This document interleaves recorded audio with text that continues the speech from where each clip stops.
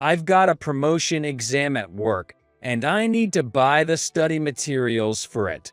Also, if I don't do overtime, my salary will be reduced. Mike said while we were discussing how to manage our finances for our life together after getting married. He has to study for the promotion exam, so the money he can bring into the household will decrease. I thought it was fine since both of us are working. However, right after that, I started feeling uneasy about Mike's behavior. He was using an unfamiliar app on his phone, and his overtime suddenly increased. Most of all, when we went out to eat, he wouldn't take a single bite of food. I was also curious about the waiter's strange hand movements. I felt like I had seen those hand movements somewhere before. If my suspicion is right, it could turn out to be pretty bad. I left the bar for a drink and distanced myself from Mike. I decided to uncover his suspicious activities. Thinking nobody would notice was a huge mistake. My name is Emily Wilson, and I'm turning 38 this year. I work as a tax accountant, and both my career and personal life are fulfilling. I can proudly say that I'm enjoying both my professional and personal life now, but it was quite a challenging journey to get here. When I graduated from college, the economy was in a slump, and I struggled to find a job. I felt a strong pressure to work properly and become a part of the workforce, which led me to feel like I was just spinning my wheels at that time. Eventually, I landed a job offer from a small company. Honestly, I was reluctantly working there. However, that's when my turning point came. While working and interacting with other companies, I realized that many workplaces lacked vitality. Many companies were not able to increase their profits as they hoped and were struggling with what to do next. I wanted to help improve these companies' morale and sales, to increase the number of workplaces where people could work with a smile.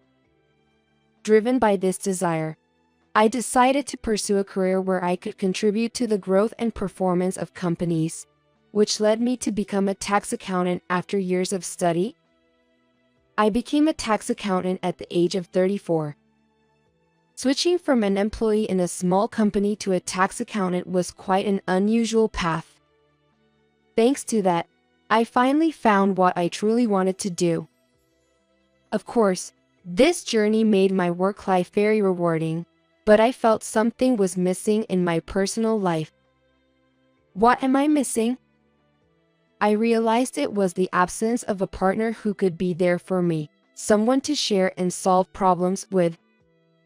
My days off were spent alone, watching movies or shopping. My friends started having families and getting married, so our days out together became less frequent. While I do enjoy my alone time, I can't help but think how wonderful it would be to share these moments with someone special. At my friend's suggestion, I signed up for a dating site app. Among several people I messaged, there was one man with whom I felt a particular connection. That man turned out to be my future husband, Mike Smith. Mike worked for a well-known electronics company and seemed to be good at his job. Our message exchanges were smooth and effortless, which left a good impression on me. When we first met in person, I could easily picture myself being with him. Nice to meet you. Nice to meet you too, but it doesn't really feel like the first time since we've been messaging on the app, right?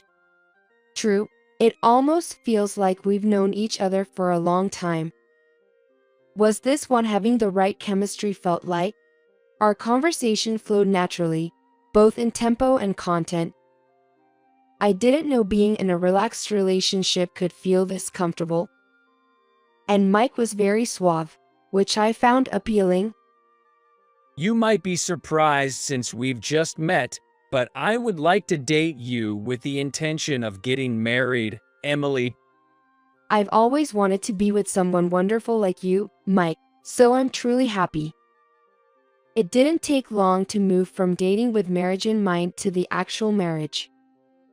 I will never forget Mike proposing to me at a beautiful seaside restaurant with a bouquet of roses. Emily, I will make you happy. Please stay with me. Would you marry me? Yes, I'd love to. I want to be with you forever. I finally married Mike at 38. It might have been a late spring compared to others, but marriage is not about age. When and whom you marry and what makes you happy is the most important thing. I was certain I could be happy with him. However, it seems I was the only one who thought this way. A faint shadow was looming over our marriage, yet I was reluctant to acknowledge it. Mike and I both worked, and we decided it was better to have some personal spending money, so we opted for an allowance system. We agreed to put the necessary funds into a common purse and left the rest for each of us to spend freely. When we discussed how much money to contribute in the future, Mike raised a concerning issue. About the money we put in the common purse, is it okay if I contribute less than Emily? What do you mean? If you don't mind, can I ask why? Then, hesitantly but finally, Mike spoke up. There's a promotion exam at work coming up, and I need to buy materials for it. Also, if I leave work without doing overtime, my salary will be reduced. No, I see. Preparing for a promotion exam while working must be tough indeed. I understand. I'll help in any way I can. Really? That's so like you, Emily. Mike exclaimed with a clap of his hands. Of course, it's an important exam for your future career. I want you to be able to give it your best. I remembered the mental struggle I had when I was preparing for my tax accountant exam. Having quit my job to focus on studying at that time, I could imagine how difficult it must be to study for an exam while working. Don't worry about the money. Focus on preparing for your promotion exam, Mike. Thank you. You're amazing, Emily. So, when is the exam? It's in 8 months. It's a bit far off, but... As Mike expressed his relief at being able to focus on his studies, I reassured myself that this was the right thing to do. However, right after we agreed on this, Mike's work behavior drastically changed. What? You have a business trip the day after tomorrow? Right after we decided how much to contribute to our shared finances, his business trips for work suddenly increased. It can't be helped. It's a work assignment. But you need to prepare for the upcoming promotion exam, right? And yet, there are so many business trips. Are you saying I should defy orders and not go on the business trip? Mike stared at me as he said that. It's not that. I just got worried. Then please don't interfere. How well I can perform here is what matters. Okay, but don't overdo it. It's often said that men become oblivious to everything else once they're focused on work, and Mike seemed to fit that mold. I've been with this company for a long time, and I want to expand my role even further in the future. It would be great to see you achieving more. I'm here to support you. Mike looked satisfied, but I was oblivious to the underlying issues.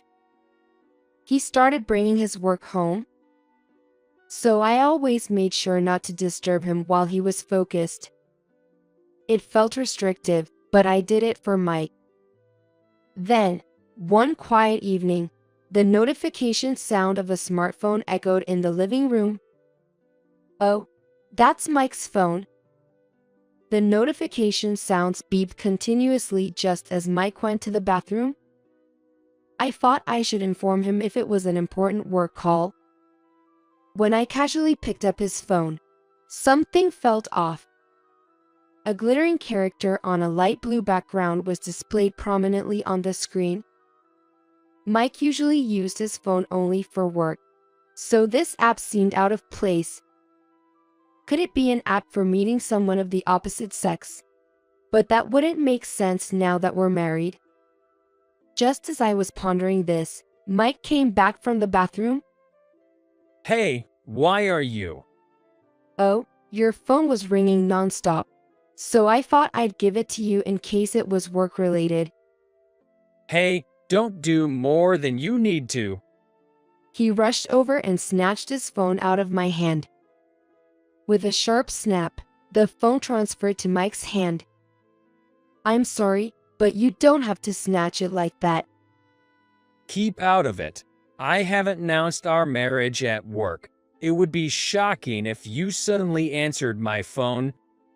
He explained while hastily checking his phone screen. Indeed, in a large company like Mike's, not everyone would know who's married and who's not. Even though I just tried to pass him his phone, he became irritable. Maybe his work isn't going well.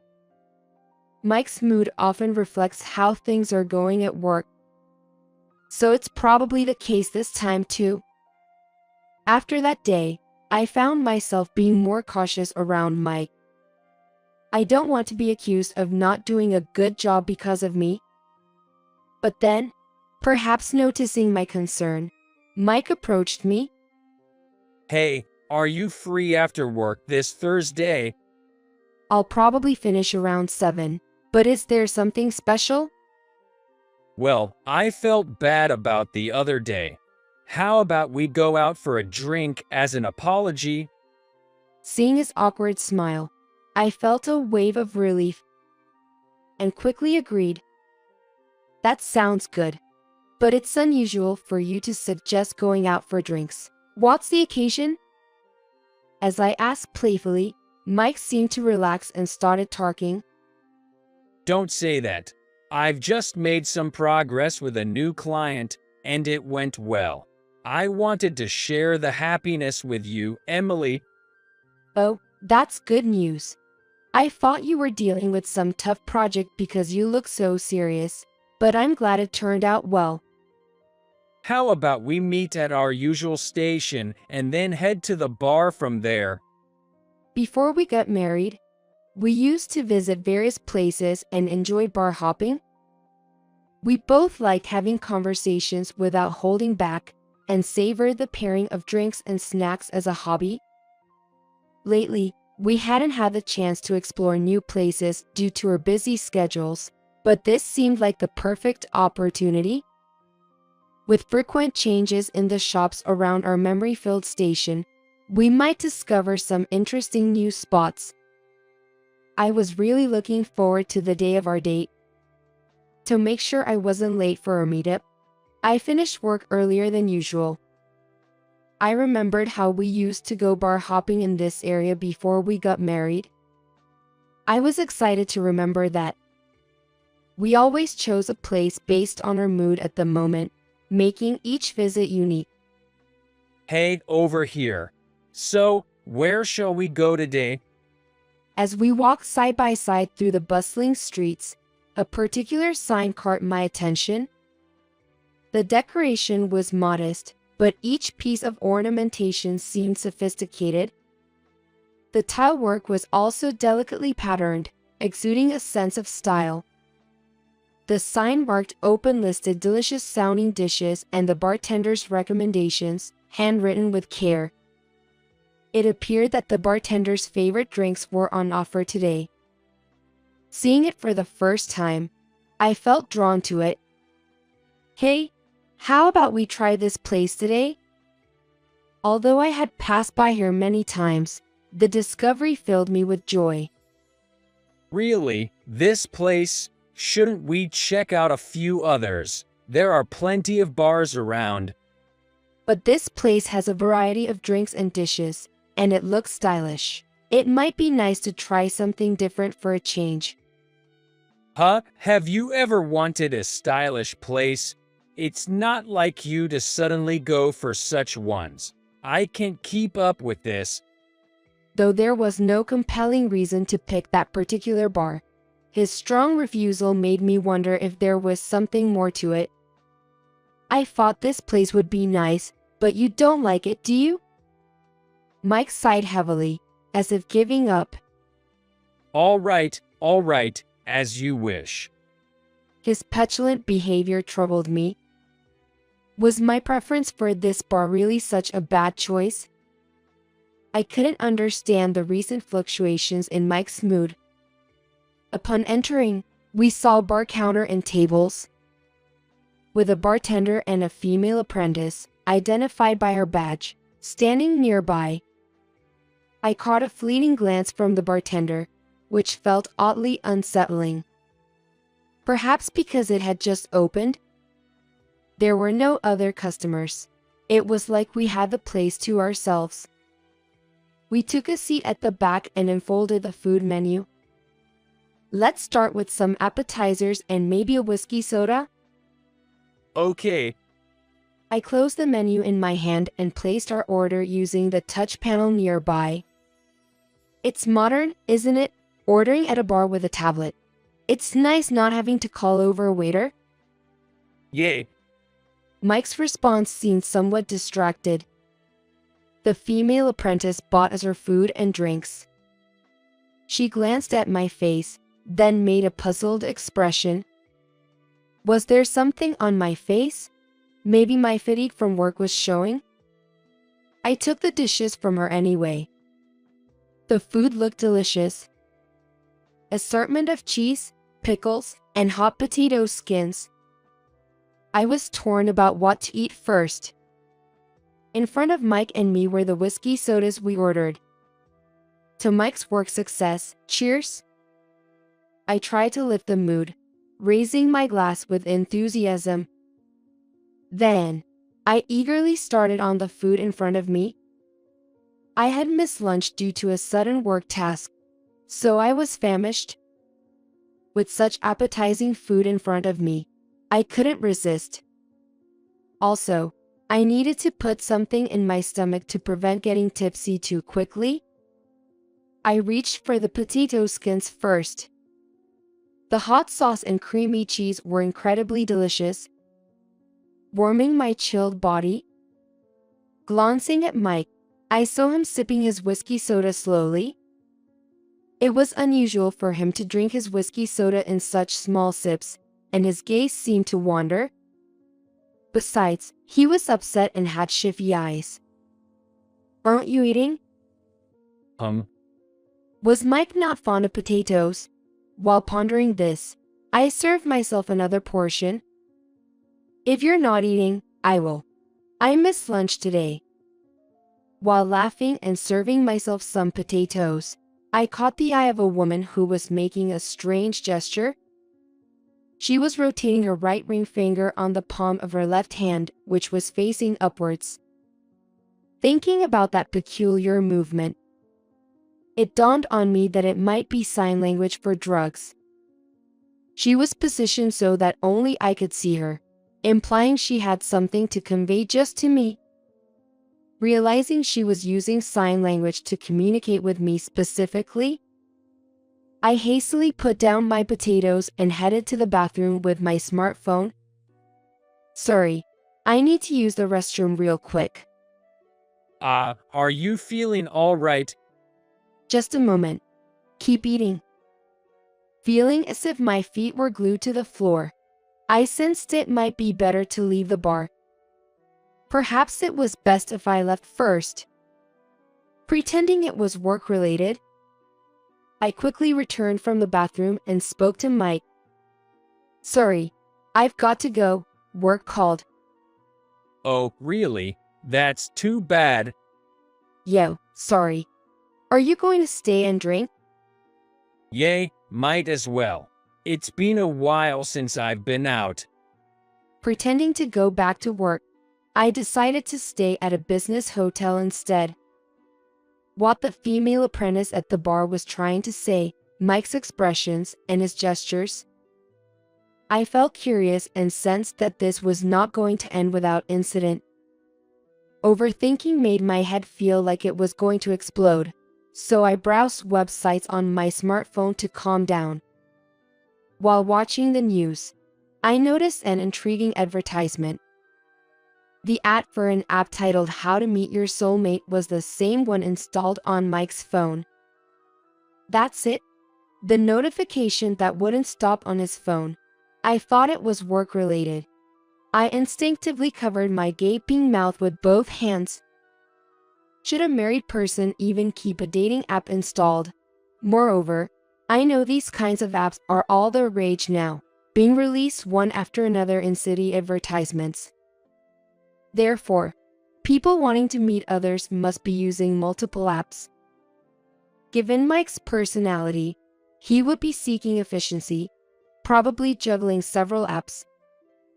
It seems unlikely that he would have just one app downloaded. I had a bad feeling, so I decided to check what kind of app it was. Then, I discovered numerous apps. Though it was just a glimpse, some seemed familiar, as if they were on Mike's phone. Mike is meticulous and detailed, so it's hard to imagine him leaving unused apps lying around. I downloaded an app that seemed to be the same as the one Mike was using and registered as a member. That light blue app briefly shone on Mike's phone. I registered my name and a simple profile and started using it immediately. If Mike was using this app, it might unveil his true nature. I told Mike that I couldn't finish work and stayed overnight at a business hotel, then went to work directly from there, executing my plan. The next day, I took a personal day off and ventured out from the hotel into the city. I bought a brown long-haired wig and a hat, then uploaded my profile picture. Crafting my profile information so as not to be recognized, I quickly started searching for matches. Narrowing down by location, age, and interests, the number of potential matches decreased. I put in the name of a game that Mike likes, and all at once the number of matches was limited. Though unexpected, as I looked through profiles and icons, I discovered one that seemed to be Mike and easily matched with him. To avoid being discovered, I exchanged messages with him. In the app, Mike talked about being single, working for a certain company, and enjoying soccer and barbecues on his days off. Clearly, he didn't realize he was talking to me. I confirmed that Mike was using the app to meet up, and I went on my next mission. On Friday night, after returning home, I placed a lost item tag in our car, used by both of us. Just to be sure, I also placed it in the pocket of my cardigan left in the car. Then, I returned home, acting as if nothing had happened. Given Mike's frequent use of dating apps, he probably wasn't just talking to one person. I'm home. Work was crazy after that. Do you have any plans for this weekend, Mike? I have to go out for work, so it doesn't look like I'll get the weekend off. Really? That sounds tough. There's a sale going on, so I plan to go shopping by myself. All right, have a good time. As I said it, I glanced at Mike heading to the shower with his phone in his hand. In fact, I already knew that Mike had been searching on the family computer for tourist spots in the neighboring town. He had looked up ferry schedules, a delicious bakery, parks with nighttime views, and even hotels. Moreover, his search history included "she's the one" gift and fifth date proposal lines, so the woman he was planning to date this time must be his true love. I decided to make my move the following weekend. Well, I'm going to work. You know, working on a day off is the worst. That's true. Then you have a good day. After seeing Mike drive away, I started my move to catch him in the act of cheating. I booked a room in the hotel Mike had searched for and first monitored his movements from there. The lost item tag's movement confirmed he was indeed heading to the neighboring town. I watched the pin move to the ferry terminal and a chic cafe. Tonight, at the park with a night view, would be where I'd confront him. It was easy to imagine him parking the car near the park to enjoy the night view. I waited until evening to go to the park and looked around. Then, a familiar car entered the parking lot. Mike and a woman I don't know got out of her car. Mike had his arm around the waist of the unfamiliar woman, escorting her to a spot with a good view of the night scene. After watching Mike and the woman walk away from the car, I got into the back seat. Crouched under the seat, I waited for the two to return. Soon, the satisfied pair returned from viewing the night scene. It was really beautiful. I'm thrilled to think about the wonderful night ahead with you, Mike said as he sat in the driver's seat. The woman, presumably his affair partner, took the passenger seat. I stood up from the back seat and put my hands around Mike's body like a hug. Hey, what's all this about? Mike turned around with a guilty look. Well, it's just that. So, you plan to propose to your girlfriend on the 5th date at this park with a view? Thought you could smoothly carry on with your affair? In the dim car, Mike's face drained of color. His pale face in the darkness was scarier than a ghost. You've been deceiving me and cheating? And you've been drugging drinks at the bar with your buddy bartender, haven't you? What? Why would say that? Mike was still flustered. Why? Want to know? At that moment, he fell silent, helpless. Your behavior at that bar was very weird. When I checked the reviews, there were several women who had gotten terribly drunk. That seemed odd because all the comments were from women. So what do you want from me? Mike still hasn't figured out his situation.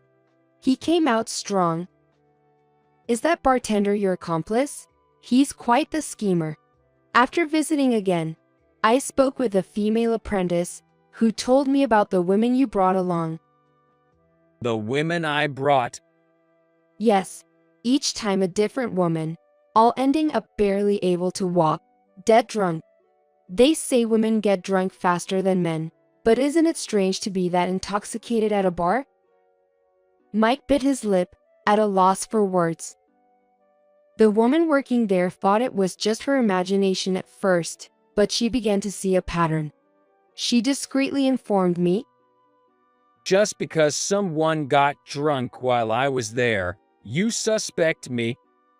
I was appalled by Mike's poor excuse. I pulled out a pen. It was the pen I had secretly placed in Mike's bag. This pen has a recording function. I turned it on, so it recorded what you talked about at the bar. You understand what this means, right? Mike's face turned pale. It was an expression I had never seen before. Without hesitation, I pressed the play button. The recording captured his gratitude for spiking the drinks to make them more intoxicating. I can't believe you did this.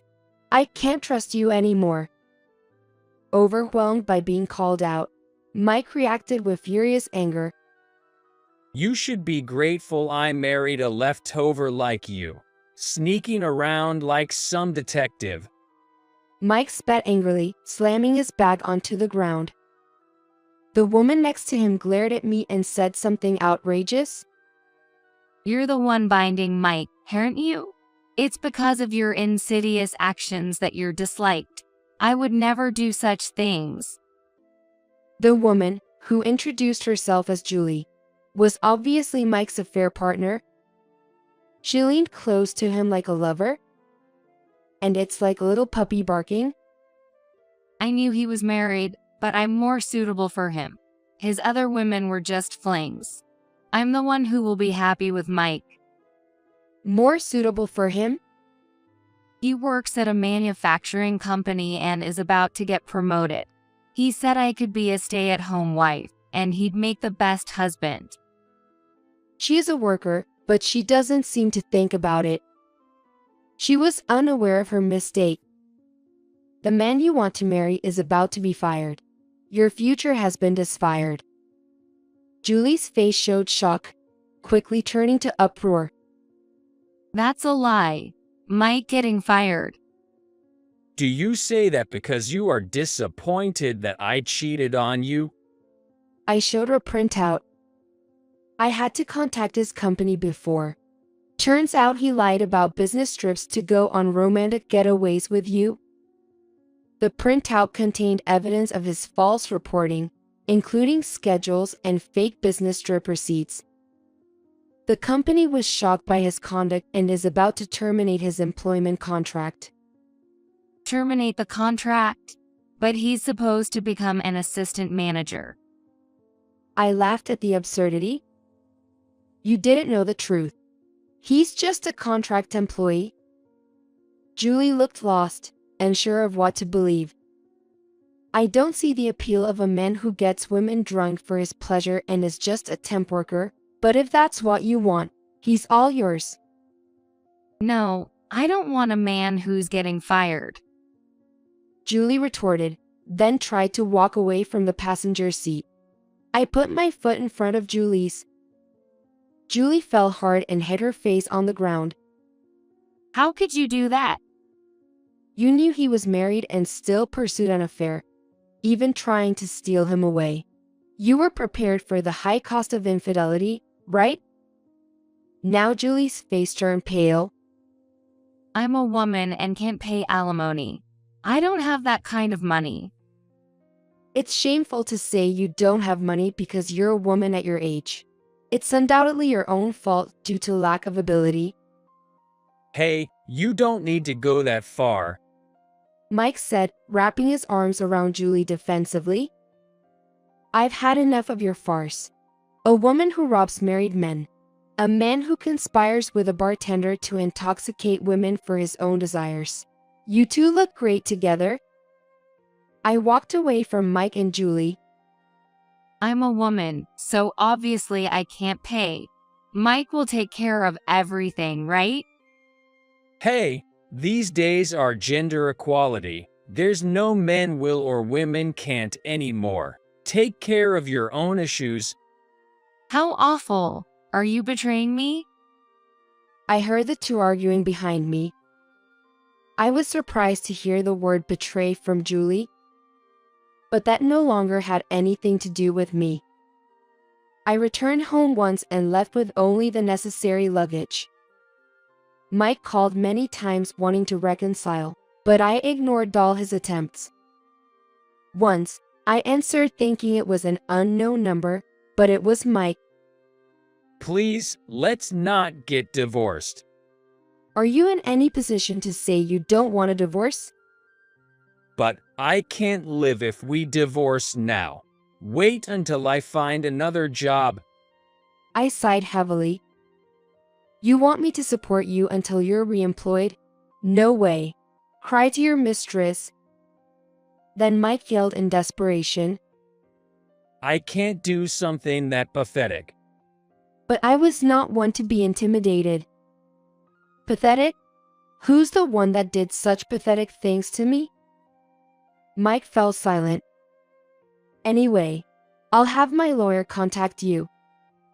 I was able to claim alimony through the lawyer.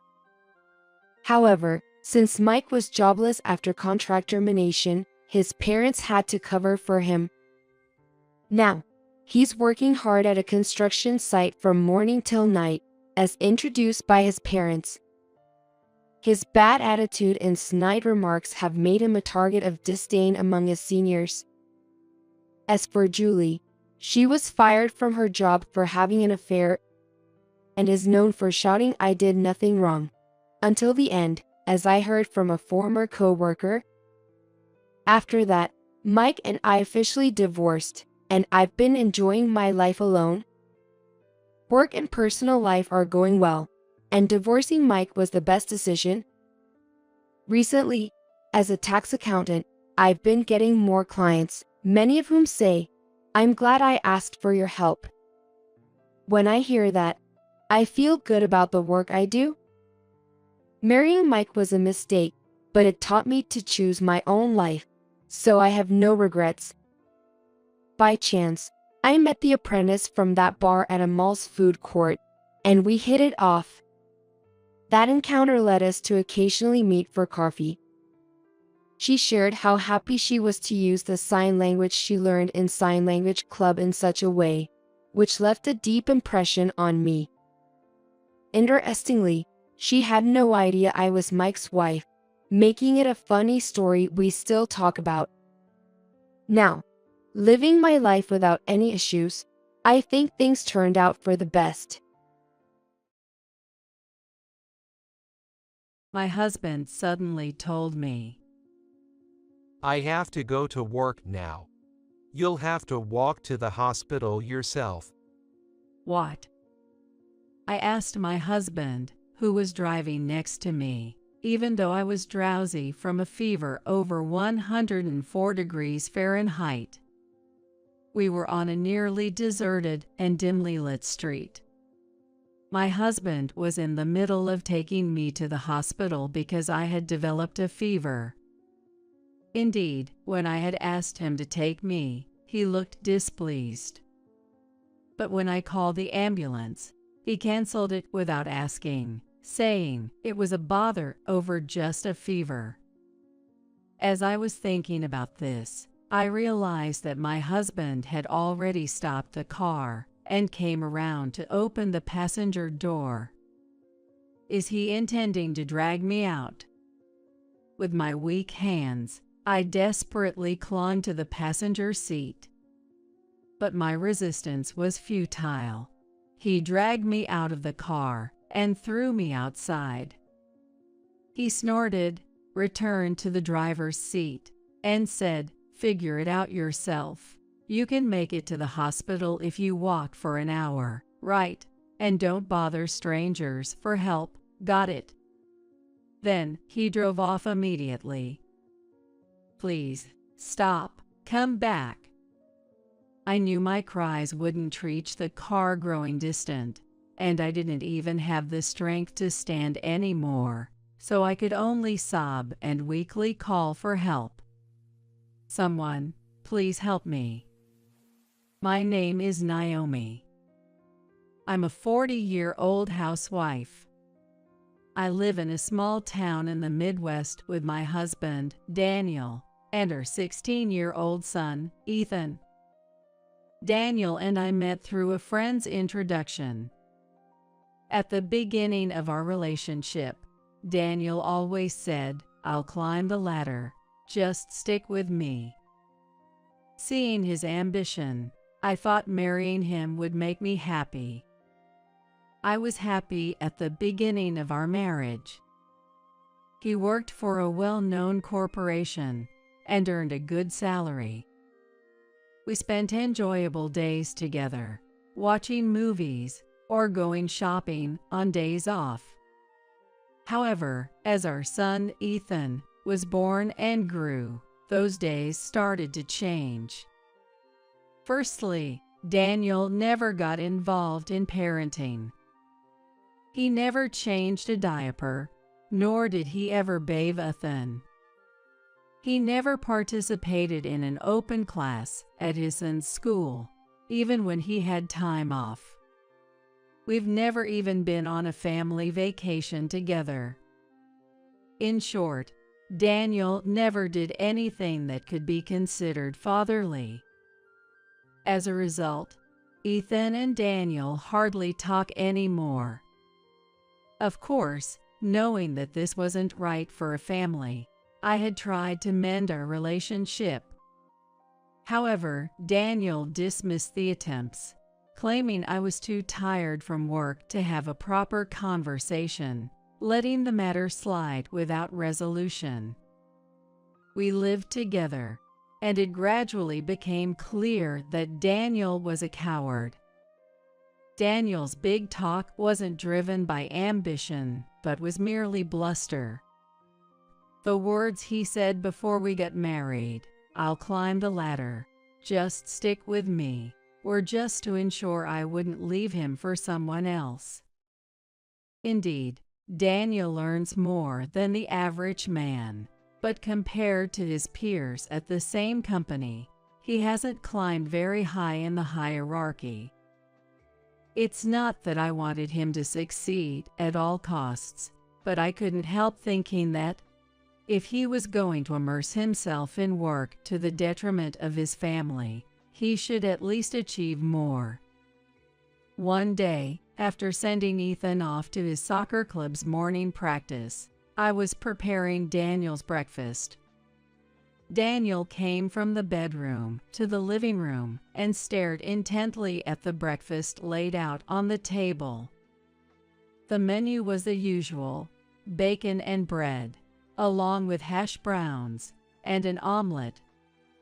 Daniel sat down on the chair and started with the omelet. Then, frowning and knitting his brows, "What's this?" he muttered.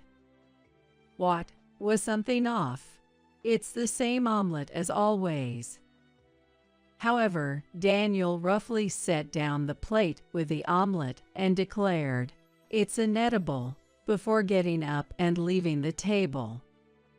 Since then, he has been complaining about every meal I make. The lunches I packed for him were returned almost untouched, with the excuse they were too awful to eat. He said, "Don't feed me this stuff even though I'm tired from work," and he started to leave dinner untouched.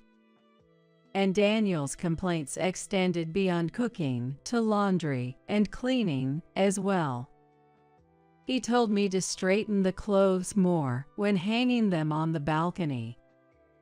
He once touched the window frame with his finger and said, "There is so much dust." Despite doing the housework as usual, he suddenly started complaining like this. Moreover, when he complained about my housework, he'd say things like, "Other women would do a better job," as if he was comparing me to someone. It was clearly suspicious, and almost as if his comments came from closely observing another woman doing housework recently. Since then, his actions became suspicious, like taking his smartphone with him to the bathroom or shower, or whispering on the phone in his study. I wondered if he might be cheating. I tried to find proof by checking his bag or sneaking a peek at his phone after he went to sleep, but I found nothing. I considered hiring a private investigator, but since Daniel managed our finances, I didn't have the freedom to use money and had to give up on that idea. Weeks passed with these uneasy feelings. Conversations with Daniel dwindled even more, and living with constant complaints from him, I felt a great deal of stress. Could that be the reason?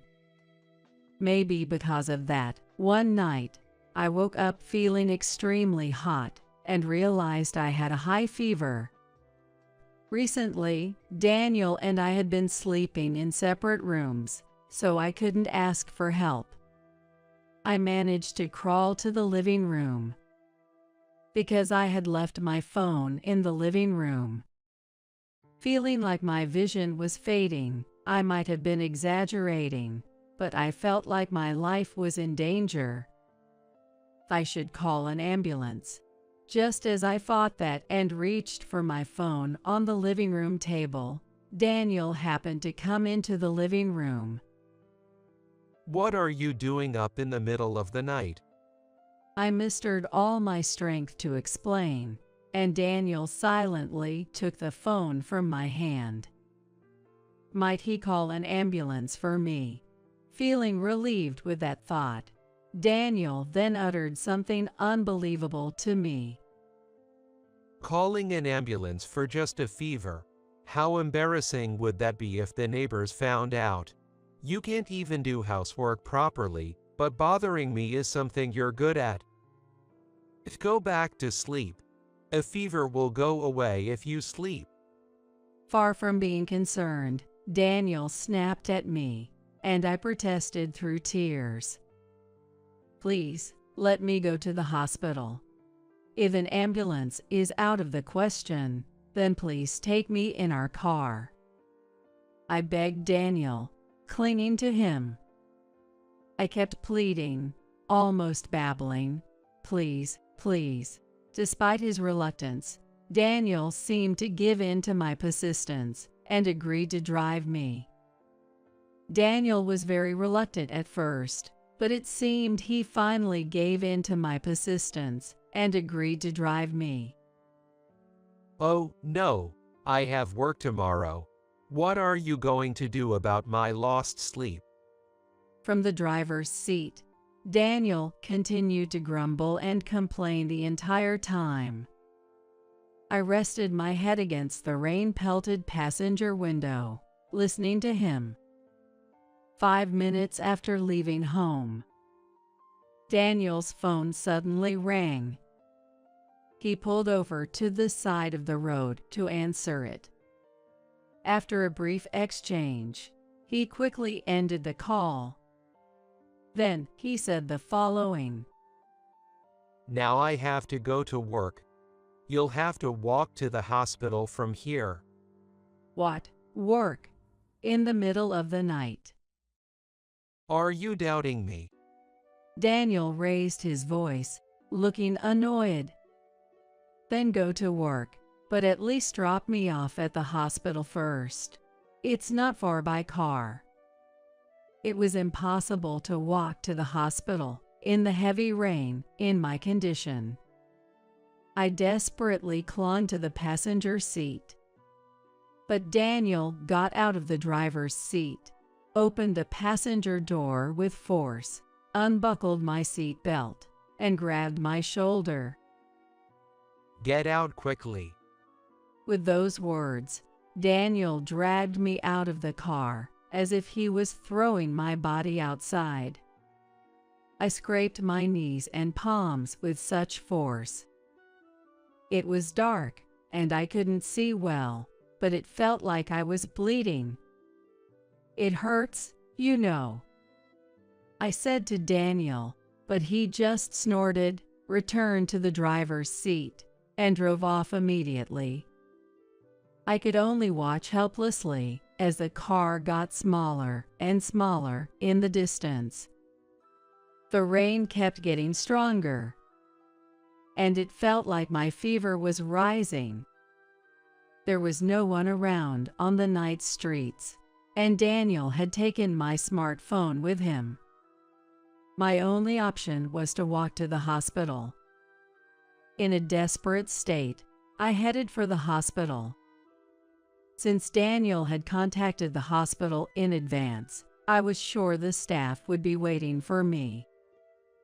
Thinking that I shouldn't waste any more of their time or that of other patients, I walked to the hospital despite feeling dizzy and disoriented.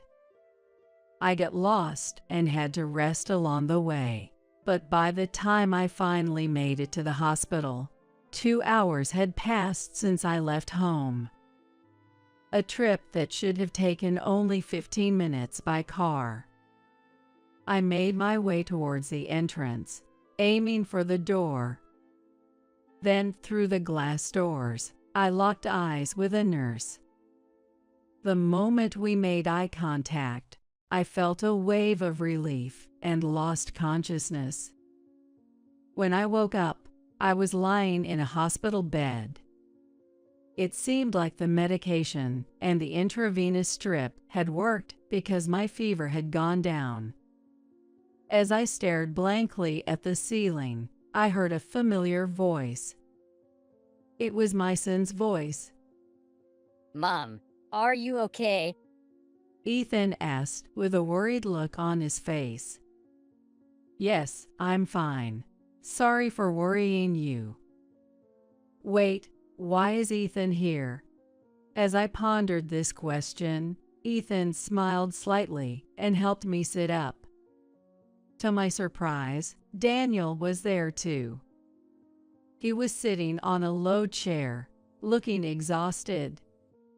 His clothes were soaking wet, and his usually neat hair was a mess, as if he had been caught in a storm. For some reason, his legs were shaking uncontrollably.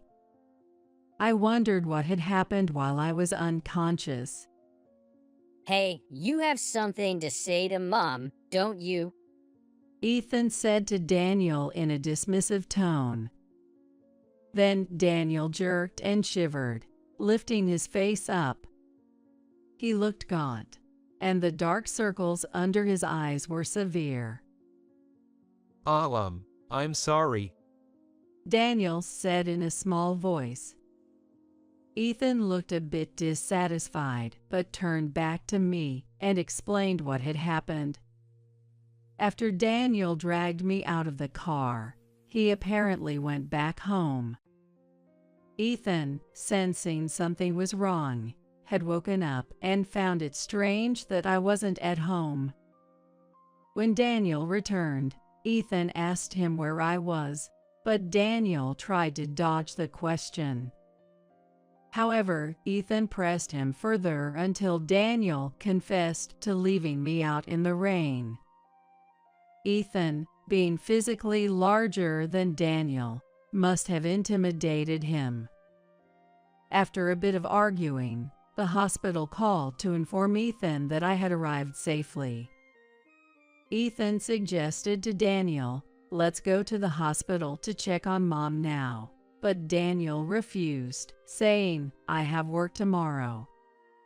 Ethan, furious, grabbed Daniel and insisted, "You walk to the hospital too." Faced with Ethan's threatening demeanor, Daniel, being watched by Ethan on his mountain bike, jogged through the rain to the hospital. Daniel, who usually commutes by car and dislikes exercise, must have found this extremely difficult. It's no wonder he was so worn out and exhausted.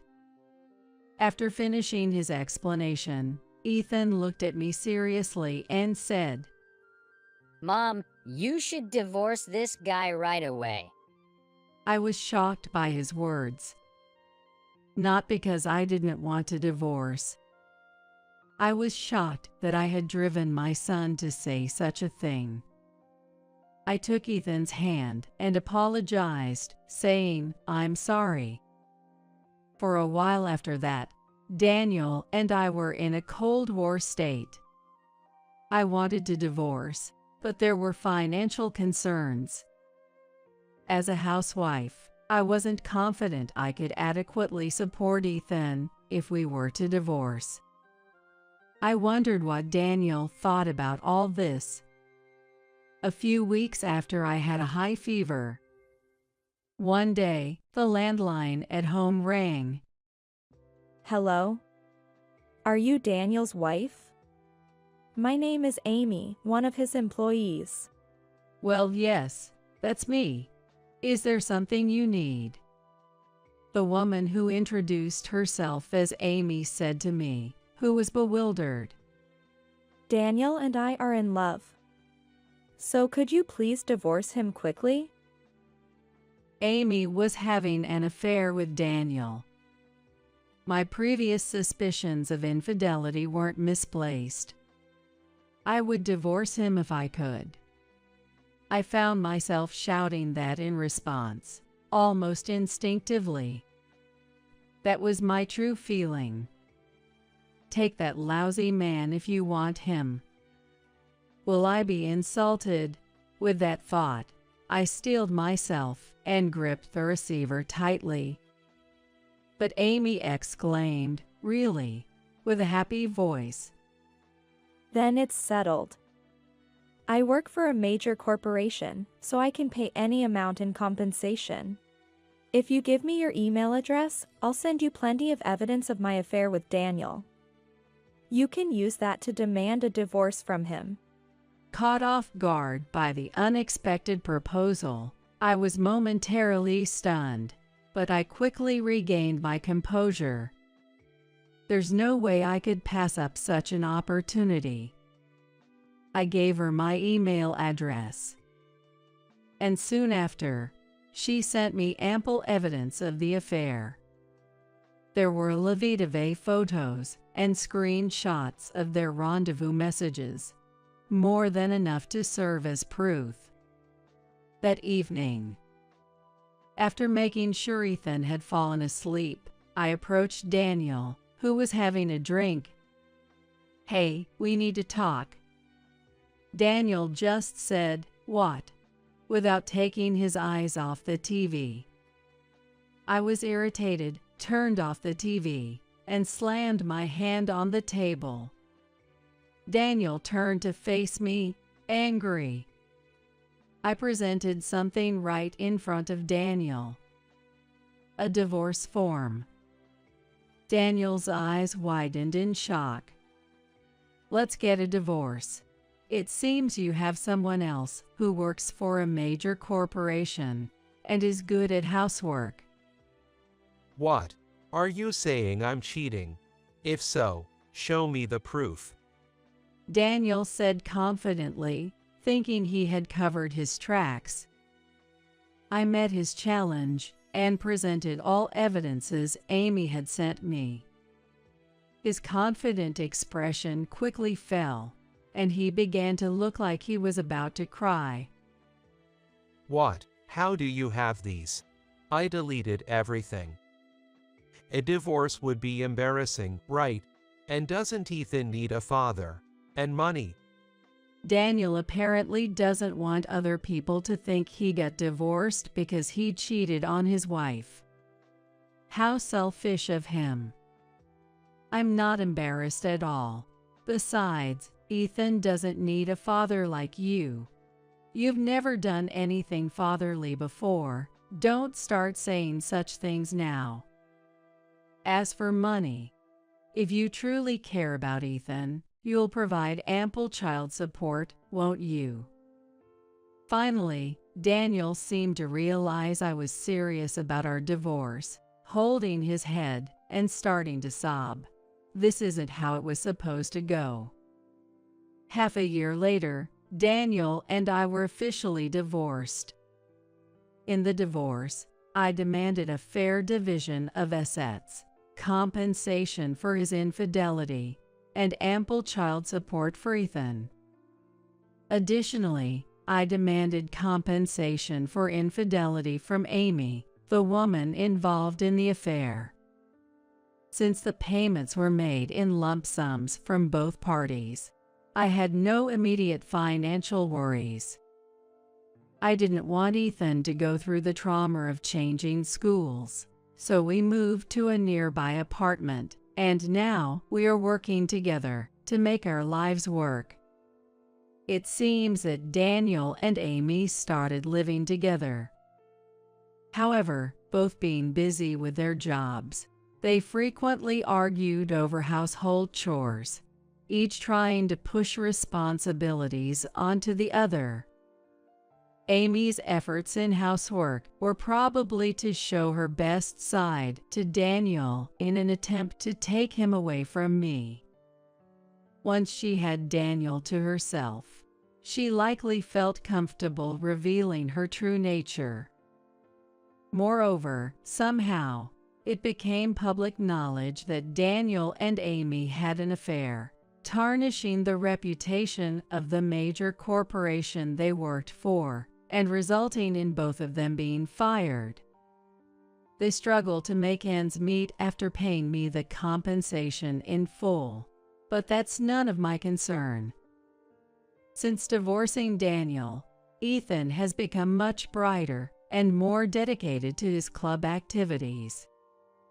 I'll be a player for the first time in the upcoming match. Watching him talk happily, I felt deep down that my decision was the right one. What the heck? I don't get it. When I went to a town I don't usually visit for shopping, I witnessed my husband and my mother walking arm in arm, intimately and kissing in public without any regard for the onlookers.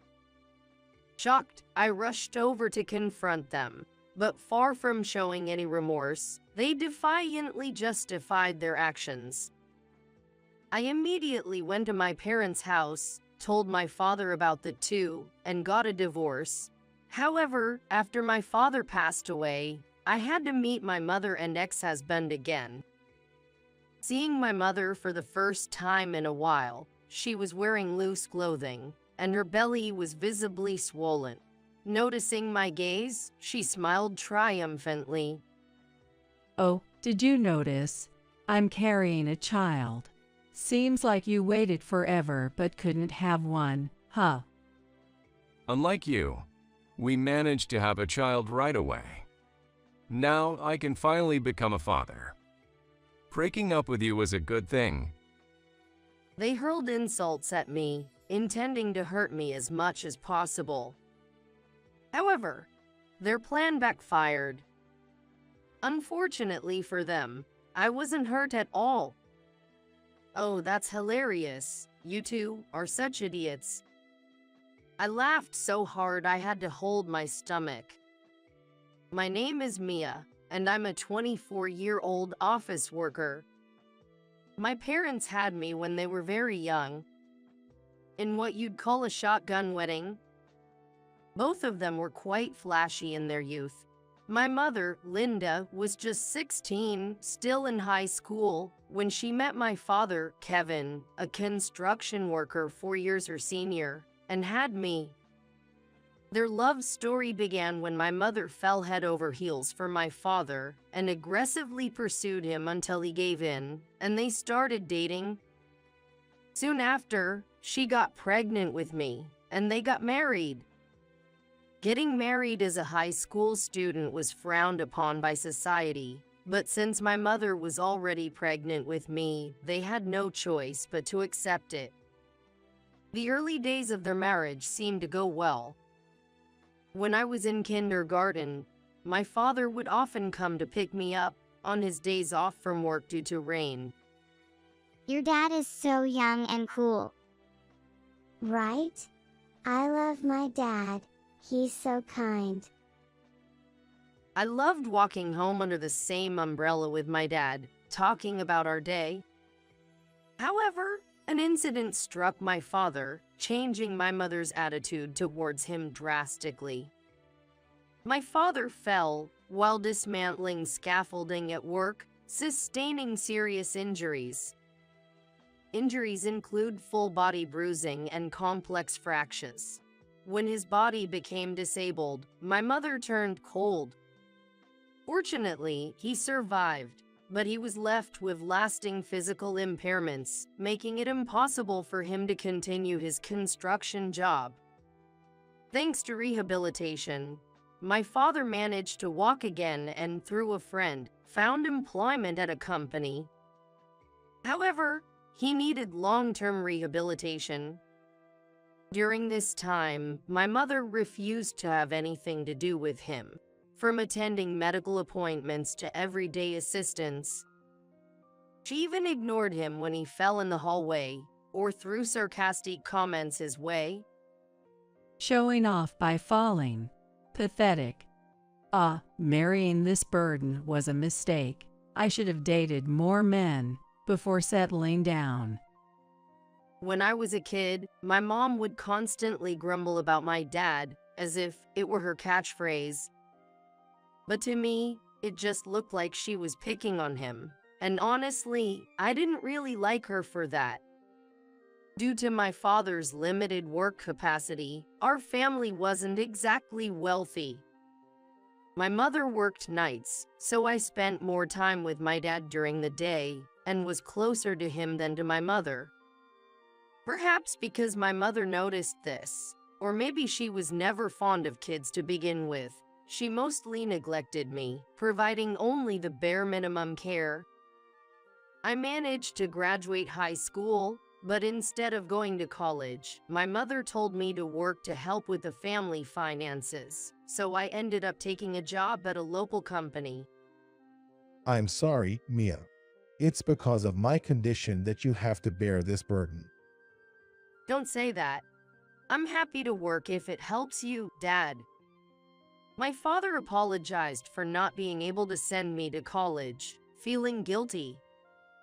Although I hated to comply with my mother's demands, I worked hard for my father.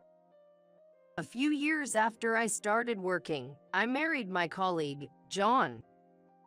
I didn't want a cold marriage like my parents had. I wanted to build a warm home with him.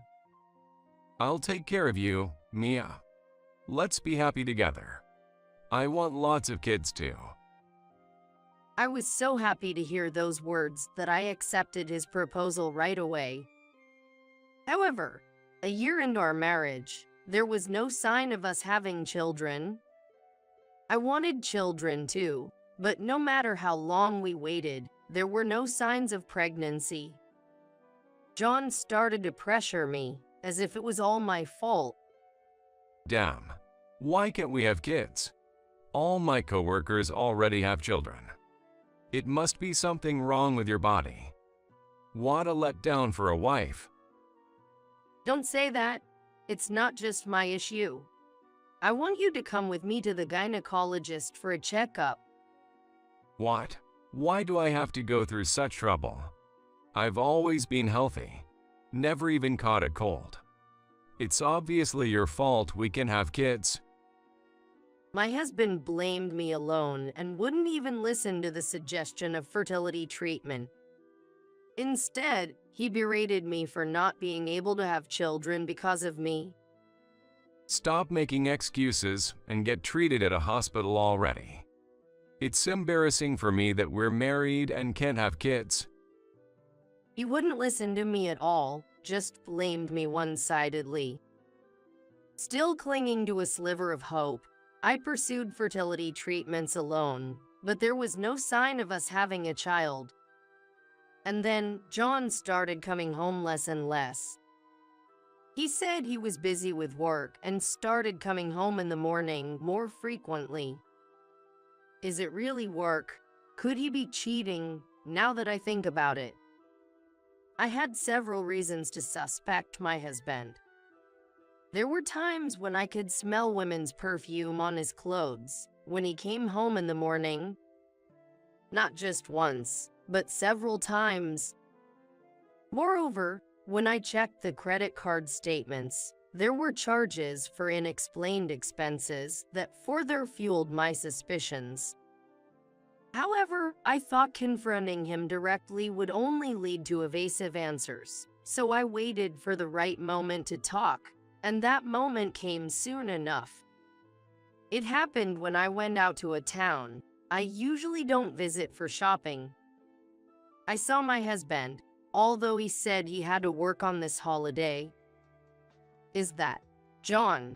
But he's supposed to be at work today. I was about to call out to him when I noticed a woman walking beside him. What? Why is my mom walking with John? There, walking beside him with a smile, was my mother. Since getting married, I had distanced myself from my mother. I had visited my father at home, but rarely brought my husband there. There was supposed to be no contact between my husband and my mother after our marriage greetings. Curious, I watched them without calling out, and to my shock, they held hands and kissed right in front of me. What? This makes no sense. I ended up raising my voice. They didn't notice me, stunned, and continued walking away. Finally, I couldn't hold back and shouted, "Hey, John, Mom, what are you doing?" When I caught up and called them out, they were visibly surprised to see me. Oh, what's the matter, Mia? You seem so flustered. It's not, what's the matter? What are you guys doing? What do you mean? I just happened to meet John here, so we were just saying hi, since it's been a while. Is there a problem with that? It seemed my mother was pretending to be oblivious. Seeing my mother dressed youthfully, you wouldn't think she was over 40 if not told. And then, getting closer to my mother, I realized something. This scent, I've smelled it before. The perfume my mother was wearing was familiar. It was the same scent, I smelled on my husband's clothes when he returned home late. I didn't want to believe it, but I was convinced that my mother was my husband's affair partner. Don't lie, I saw you two kissing just now. What? You must be mistaken. We just bumped into each other, that's all. When pressed, the two exchanged a fleeting look of panic, but after a moment of silence, John admitted defeat and spoke. Oh, man, I never thought we'd get caught this early. Why are you even here? What's that supposed to mean? You're so oblivious. I thought we could have kept it under wraps a bit longer, but to think you were watching. Well, as you've guessed, I actually prefer older women. Sorry, I did feel bad for you, but I've been into John since we first met. My mom and husband unabashedly said something unbelievable. We just happened to bump into each other one day, had a lunch, and, well, one thing led to another. I'm still young, after all, I want to experience love. Our relationship was already strained, and as I confided in her, the more we talked, the more I was drawn to her. Yeah, I heard about it. Mia. Having trouble conceiving, huh? John really wanted a boy. And because of you. Can't believe you'd say that to Mom. Well, it's true, isn't it? Your body's the reason we can have kids. Unbelievably, it seemed my husband had shared everything, even our most private issues, with my mother. Struggling alone with infertility, my husband blamed me as if he were the victim, despite never listening to my concerns. Fury bubbled up within me, realizing there was no way I could continue this marriage. The audacity. Do you even realize what you're doing? I yelled at them, as they were nonchalantly making excuses. Can't help it. It's because you're a failure as a wife and a woman. Excuse me, I'm better off without a husband like you. I want a divorce. Fine by me. To be honest, I've been over you for a while. Always excuses, no kids. I'll be relieved to be rid of a defective product like you. Oh, I didn't intend for this to happen, but I guess I ended up taking your precious husband. Sorry about that. Despite clearly not feeling sorry, my mother offered a hollow apology. Mom, if Dad finds out about your affair, you'll be divorced too. Be prepared. Her complexion changed upon my words, but she quickly reverted to her smug demeanor. Well, like there's no proof of the affair. You and John getting divorced is your business, but I'll divorce when I please. Come on, John, let's go. Urged by my mother, they left me behind in haste. Despite their affair, unlike John, my mother didn't seem eager to divorce my father immediately. I went straight to my parents' house and told my dad everything. So, I endured all these years thinking you needed a mother, even if she was that kind of woman. But to disregard her daughter like this. My father grimaced at my report. I'm divorcing John. I can't stay with him after what he's done. What will you do about Mom? Don't worry, I have a plan. I won't let them have their way. John later sent a completed divorce form by mail, which I signed, finalizing our divorce. My mother didn't return home after that, apparently eloping with John. Despite my anger, my father advised me to forget them both, and I decided to let go of my ex-husband and mother. I then moved out of the apartment I shared with John and returned to my childhood home. My father had become quite self-sufficient. Ironically, thanks to my mother's neglect. Despite everything, I'm happy to live with you again. Thanks for coming back.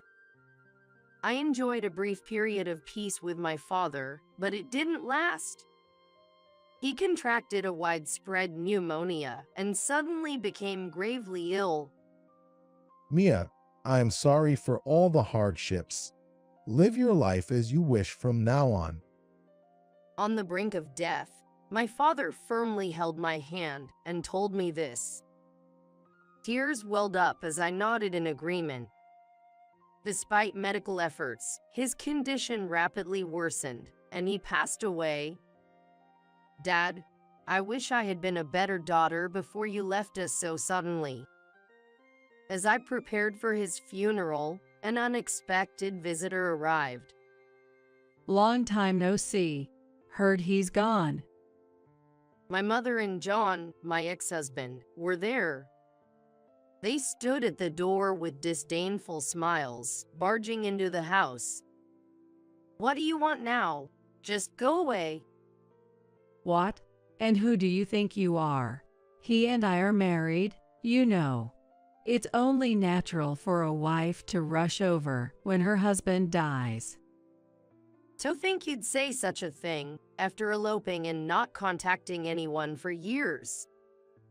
Oh well, say whatever you want.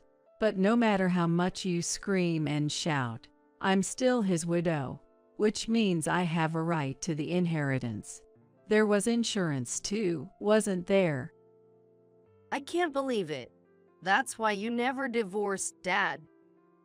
After suffering an injury, Dad retired from his construction job and worked hard at a company he joined later, eventually reaching a respectable position before he passed away.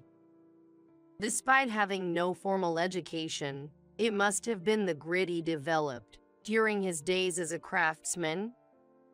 He had many subordinates who admired him for his caring nature. All the more reason not to divorce. Now let's talk about dividing up the assets.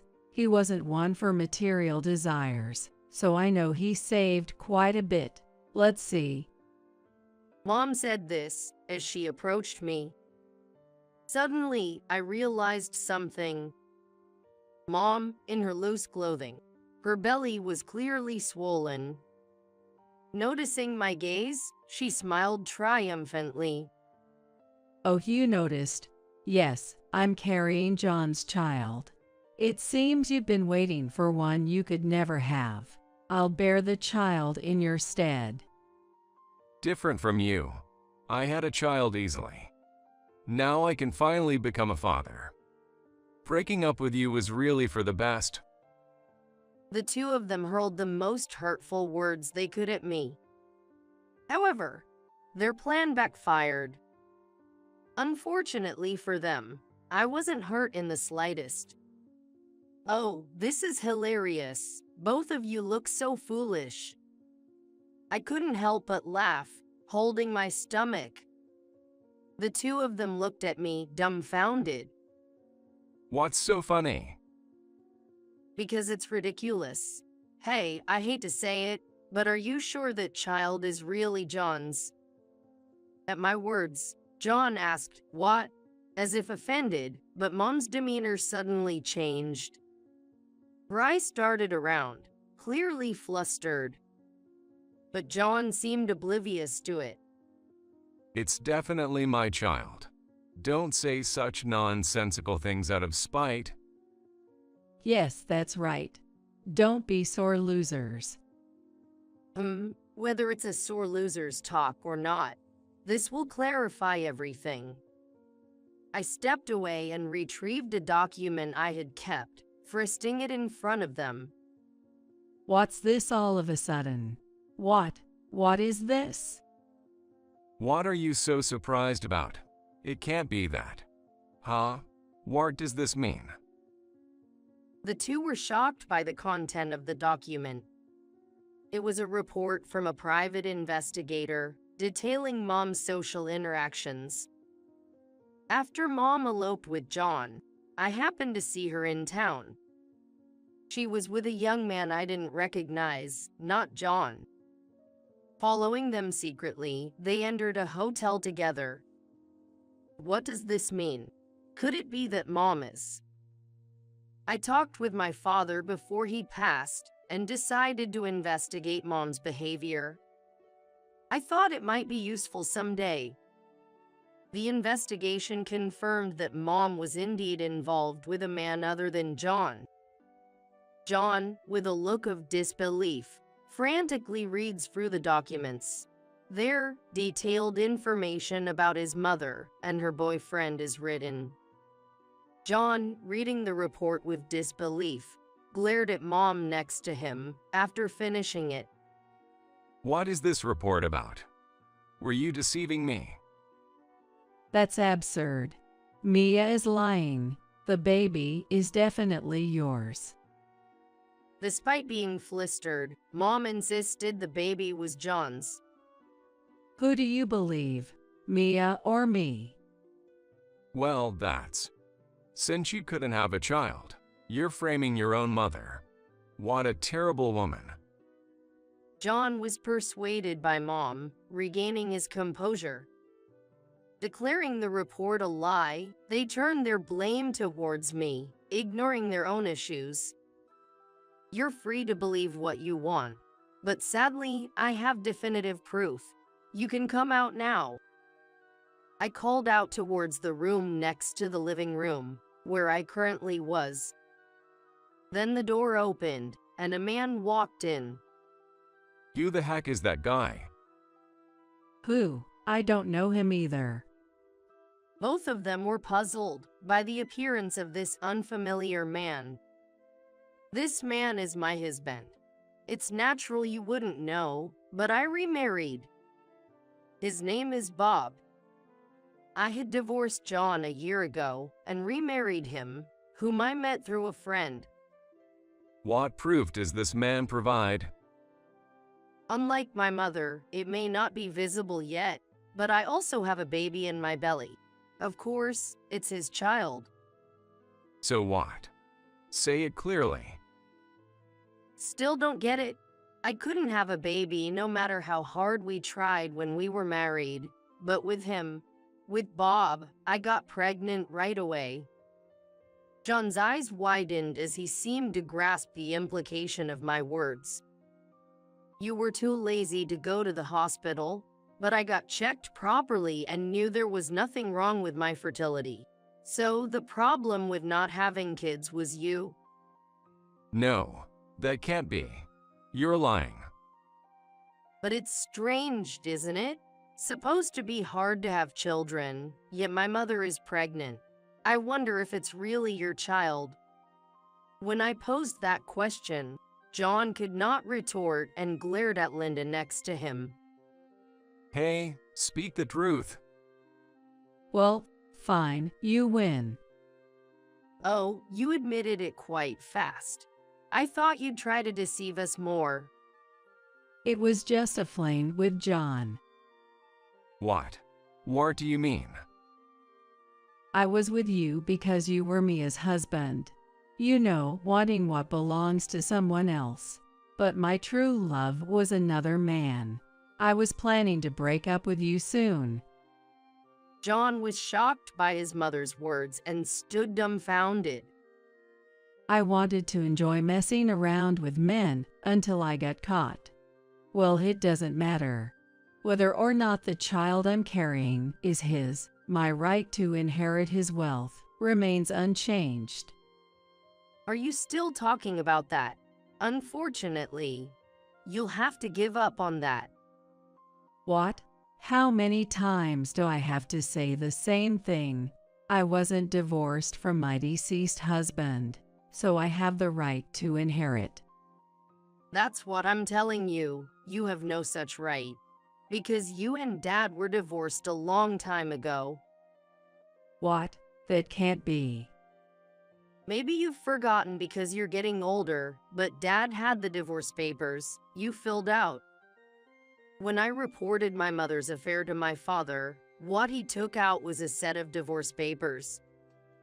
According to Dad, after a major fight when he became unable to work due to an injury, Mom had said, "I don't need a husband who can't move," and thrust the filled out divorce papers at him. Though he didn't submit them at the time because of me, Dad had used those papers to divorce her before he died. So, Mom, you won't get a penny of Dad's estate. Do you understand now? That's impossible. Seeing her face turn pale, the mother, who had been so confident just moments ago, is now visibly shaken. John was still glaring at her. I'll be leaving. After realizing her affair was exposed, and she wouldn't receive any inheritance, my mother fled the house as if escaping. Later, my mother gave birth to a boy, but it was clear, even without a DNA test, based on blood types, that he wasn't John's child. John saying, "I never thought she was such a whore," abandoned my mother when she no longer had any inheritance coming her way, and disappeared. The man my mother truly wanted, her affair partner, also fled upon learning of her pregnancy, as he was only in it for a casual relationship. In the end, my mother became a single mother at 40. She is raising a child on her own with no one to rely on, surviving on government support. Being an older mother, taking care of a young child was physically demanding, and she appeared significantly aged. I once saw my mother from a distance, carrying her child. Her appearance, now with more gray hair, looked more like a grandmother than a mother. Meanwhile, I gave birth to a healthy baby girl, and now our family of 3 lives happily together. Thinking about it, my mother's child is my brother, and he will be in the same grade as my daughter, which is quite complicated. On the anniversary of my father's death, we plan to visit his grave as a family of 3. The betrayal of my ex-husband and mother was painful, but it allowed me to find an irreplaceable family. You're watching over us from heaven, aren't you? Surely, Dad up in heaven is rejoicing over the birth of his grandchild. Holding on to the love Dad gave us, we vow to continue walking closely as a family. Please forgive someone like me. Goodbye. The day after giving birth, what was next to my pillow was a suicide note from my husband. The shock was too much for me postpartum, and my mind went blank. Later, my husband's shoes were found at the edge of the cliff. After that, I was just barely getting by, living with my daughter, Alice, and before I knew it, 5 years had passed. I found solace in the growing, radiant smile of Alice. However, when I attended my friend's wedding, something shocking happened. Surprisingly, standing next to the bride was my husband. Dressed in a tuxedo, he had the same smile as before, standing there, supposedly having thrown himself into the sea. Why was he here? From there, I came to learn an unexpected truth, and as a result, his life took a downward turn.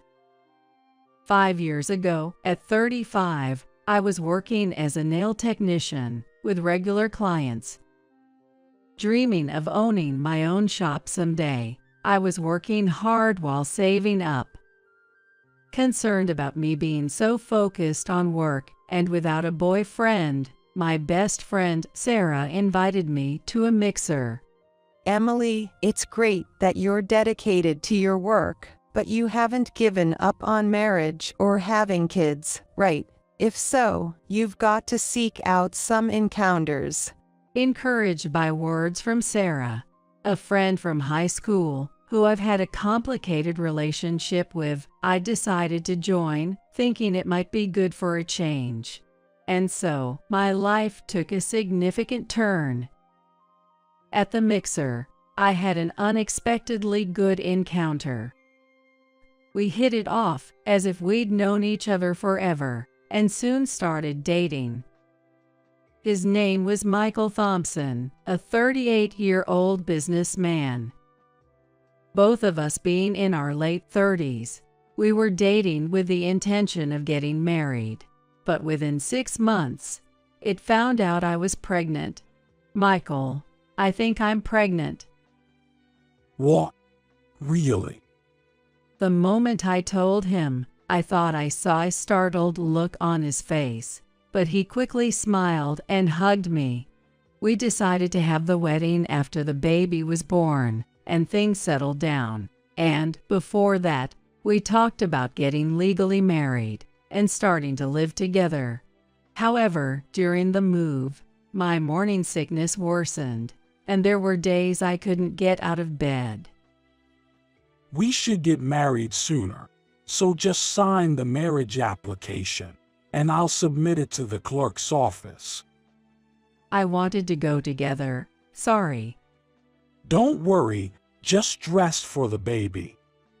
I was always enveloped in his kindness.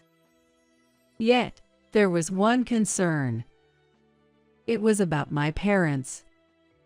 Living in the countryside and concerned about social appearances due to their jobs, they had been pressing me about marriage whenever they saw me.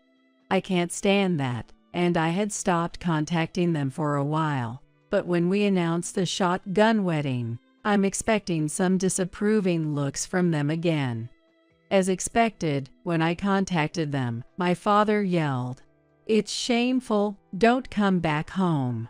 Though I anticipated it, such a situation still brought me down, compounded by morning sickness, making every day gloomy. I gradually started missing work, spending most of my days in bed, unable to handle household chores, and settling for the bare minimum when it came to meals. I'm sorry, I couldn't do anything today either. Test again. As days went by, Michael, who was supposed to be kind, began to change.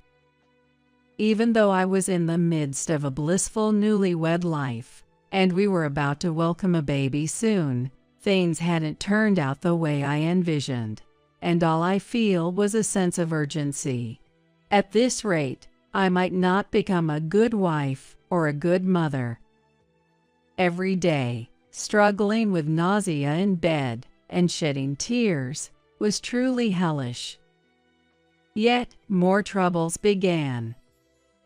Michael started coming home late, and his time at home decreased.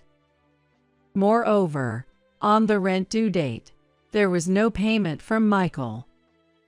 We had agreed to split the rent in half when we started living together, and the rent was set up for automatic payment from my account, which I signed the lease for the apartment, but there had not been a single transfer from him. Hey, did you forget to transfer money for the rent? What's happening with it? Just wait a bit longer. There's been a lot of drinking and entertainment this month. I'm in a bit of a financial pinch. Every time I checked, he'd say that and put off the payment. And in the end, it was almost like I was the one paying the rent. Moreover, as payday approached, he'd increasingly ask me for loans. But I'm not able to work right now, and considering the future, I'd like to set aside our savings. Due to the morning sickness, I was practically on leave, and had reluctantly started dipping into my savings to open a nail salon. But I really wanted to keep that saved up. The thing is, I had an unexpected business dinner at a fancy restaurant, and I'm in a pinch this month. But shouldn't that be covered by the company's expenses? It doesn't work that way. Plus, landing this contract now could significantly affect my promotion. Please. He said that if he gets promoted and earns more, it would be easier to support the family, so I had no choice but to agree. But then I noticed an unfamiliar watch on Michael's wrist. Hey, Where did you get that watch? Notice, cool, isn't it? I've been eyeing this watch for a while. He showed it off to me, almost like a child bragging about a treasure. That's not the point. How much did that cost? What's it to you? I bought it with my own money. Stop nagging. Despite me paying the full rent and even lending him money, what was he thinking? I couldn't help but snap at him. Before spending money on such things, you should have discussed it with me. You're about to become a father. When I, usually quiet, unexpectedly raised my voice, he looked surprised and then awkwardly apologized. Sorry, I'll be better from now on, okay? Seeing him apologize sincerely made me wonder if everything would be all right once the baby arrived, but I had a vague sense of unease. After that, the days my husband returned home became even fewer. And as the pregnancy entered the late stages, an unexpected situation arose during a prenatal checkup. What? Hospitalization? From now? At the checkup, they said it's a threatened preterm labor. There were still about 2 months to the due date, but the doctor advised me to be hospitalized to keep the baby in as long as possible. I was taken aback by the sudden turn of events, but determined to do my best to protect my baby, so I have mentally prepared myself for a long-term hospitalization. And there I was, on the bed, looking forward to the birth of my unborn baby. But admittedly, the days of doing nothing but rest were boring. During this time, my salvation was my best friend Sarah visiting me often. She was currently working at a detective agency specializing in infidelity investigations, and would make me laugh by sharing funny and interesting stories from her work, within the limits of what she could tell. So, cheating always gets discovered, huh? That's right. When I fell silent, Sarah looked at me intently. Don't tell me Michael is cheating. It's not like that, but I ended up spilling all the incidents that had been bothering me. Leaving home that often, Michael's actions are suspicious. Seeing Sarah mutter with a serious expression, I thought, I knew it. Deep down, I had been suspecting it, but chose to look away. Just to make it sure, did you confirm if your marriage application was actually submitted? What?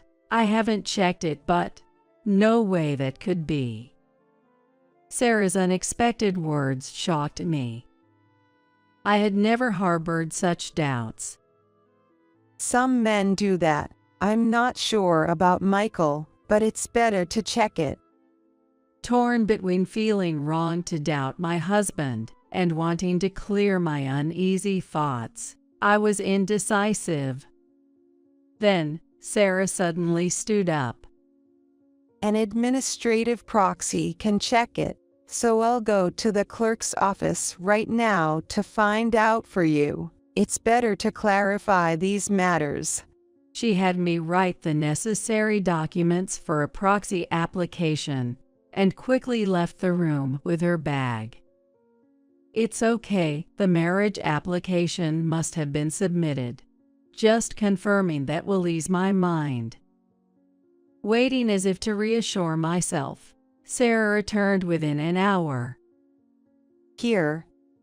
What she handed me was my family register, and there was no record of me being married to Michael. This can't be. Then, why not ask him directly? And so, I decided to ask him when he visited the maternity wardroom the next day. When he arrived, he was smiling as usual. Despite my conflicting emotions, I knew I had to clear things up for the sake of our child. Hey, did you actually submit the marriage application? What? His face changed color instantly, and he fell silent, seemingly deep in thought. After a while, he began to speak. To tell you the truth, I wanted to submit it together with you, so I decided not to go through with it. He went to the clerk's office, but he changed his mind, thinking my condition would surely improve soon. Then you should have just told me that at the time. I know, but after that, a lot of things happened. He got wrapped up in some financial troubles, which also led to him being unable to make rent payments. Feeling inadequate about becoming a father. So I wanted to wait until this matter was settled before having a proper conversation with you. I couldn't say anything to him as he spoke with a downcast face. I'm sorry for making you anxious, especially with our child on the way. At that moment, he began to cry, and I could only pat his back. I had no idea he was going through such a hard time in silence. As his wife, I need to support him. After that, my husband rarely came to visit and stopped responding to my messages. I thought maybe he was too embarrassed and needed some space, so I decided not to press the issue and just wait. Despite everything, my belly continued to grow, and the day of delivery has finally arrived. I've started having contractions in the midnight, and by morning, our daughter was born. A healthy baby weighing over 6 pounds and 9 ounces. I managed to contact Michael, and he came, but he seemed distant and wouldn't make eye contact with me.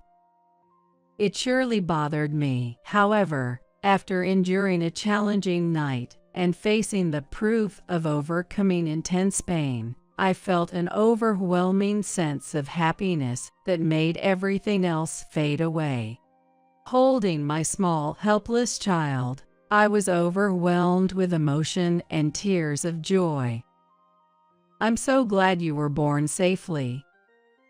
Michael held Alice with a complicated look on his face.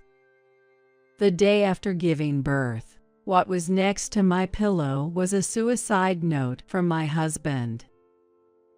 To Emily, you might be surprised by the sudden letter, but these are my true feelings. The letter was filled with his agonized cries. At that time, he hadn't clearly explained, but it turned out he had fallen victim to a scam, lost all our savings, and was being chased by debt collectors. Thinking of our upcoming child and family, he saw no other way out. If I continue to live, I'd just be a burden. That's why I intend to jump off a famous cliff known for suicides. Please forgive me. Goodbye. His last words were shocking, leaving me unstable after giving birth, in a daze. Rushing to the police, Michael's shoes were found at a famous cliff, presumed to have jumped into the sea, leaving me in tears. Despite a search, his body was never found. His whereabouts remained unknown, and I filed a missing person report, holding onto a sliver of hope that he would return someday. Before I knew it, 5 years had passed. During this time, all I could do was struggle through life, holding Alice. Fortunately, when I informed my parents of the birth of my daughter, they came to visit, and we reconciled. Thanks to my parents doting on my firstborn daughter Alice, I managed to get by even as a single mother. Now I'm balancing childcare and work, fighting to achieve my dream of opening my own shop. Sarah has been a great support, frequently visiting and taking me and Alice out for shopping and fun. Then, an invitation from a high school buddy, Olivia Johnson, reached to me. In high school, Olivia, Sarah, and I were always together. Olivia, a CEO's daughter, had moved to Japan after high school due to her parents' business, and we had lost touch since then. She had returned to the United States before we knew it, and we were really surprised when we received an invitation to her wedding reception. Olivia's getting married. I wonder who the lucky guy is. Sarah called me excitedly, but I had no idea either. Maybe she met someone in Japan, or perhaps he's some corporate heir. We were both looking forward to reuniting with our friend after so long. On the day of the wedding, the venue's luxury and decoration were a testament to Olivia being a CEO's daughter.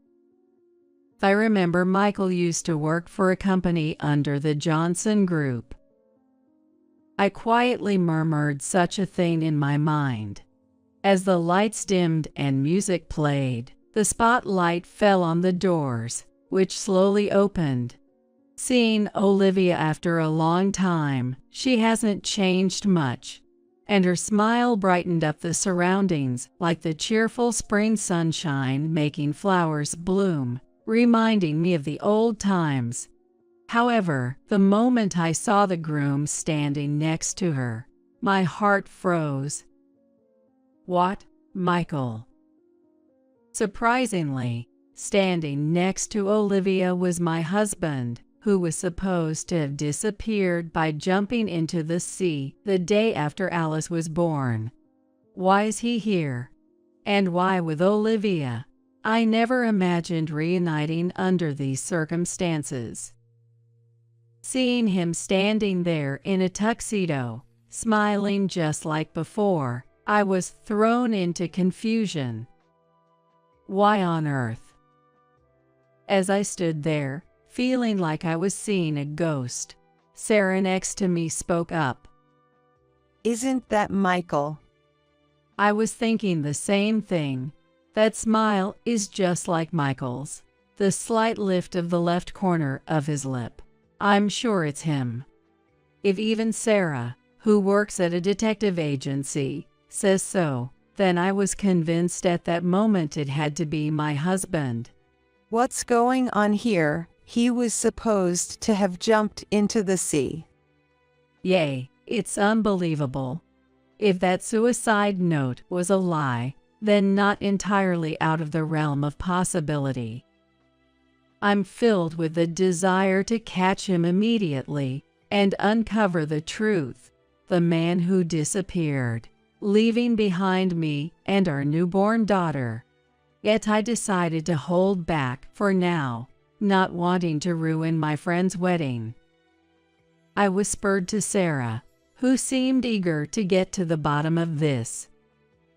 I have a favor to ask. What is it? Anything? I want to know what Michael has been doing during these missing 5 years. Can you help me? She grinned and gave me a thumbs up. Of course, I would have investigated even if you hadn't asked me. I'm counting on you. The very next day, we began looking into Michael. Sarah even took time off work to start tailing Michael. As we dug deeper, we stumbled upon a shocking truth. I can't believe Michael was such a person. I was hit with a wave of shock so intense, I almost crumbled. I know it's shocking, but now that you know everything, you're not going to let this slide, are you? Of course not. There's no way I'd let this slide. With that, we decided to take action against Michael. A few days later, we attended a party meant to introduce Michael, Olivia's husband, to everyone. We had gotten the invitations through a certain way. As I was looking for Michael somewhere in the spacious venue, I found it too in the center of a circle of people. Emily, there he is. What do we do? He's surrounded by so many people. Well, then we have no choice but to confront him head on. Wait, head on, Emily, wait a sec. Not even hearing her restraint, I took one step closer to him, clacking my heels as I went. As I came into Michael's view, his surprised expression froze. As I approached with a smile on my face, Olivia noticed me and said, "Emily, thank you for coming today." "You're welcome, Michael, long time no see." As I smiled at him, his face, which had been smiling until then, suddenly contorted. "Michael, why are you here? Weren't you supposed to have jumped off a cliff?" My loudly feigned surprise drew the attention of everyone around us. Olivia also pressed, "What's going on? Michael, you know Emily." Well, that is. The sudden turn of events caused a stir, and Michael started to panic visibly. "Olivia, you might not believe this, but listen. This man, Michael, was supposed to be my husband up until 5 years ago." As Olivia grasped Michael's chest and shook him violently, asking, "What does that mean, Michael?" He just looked bewildered, with his eyes rolled. There I laid out the events of 5 years ago for everyone to hear, not hiding a thing. How he disappeared the day after I gave birth to our child, leaving behind a suicide note before jumping off a cliff. Ever since, I've been living my life to the fullest. The murmur in the room quieted down, and I could tell everyone was listening to me. But if Michael is alive and well, that means the suicide note was just for show, right? I stood in front of him and pointed. "You left us because you wanted to marry Olivia." Michael, avoiding my gaze, turned pale. Whispers of "why would he go that far?" started circulating among the crowd. Olivia glared at him. "So you were dating both of us at the same time, got scared of the responsibility when I got pregnant, and ran away. You were actually planning to marry Olivia for her money." That's.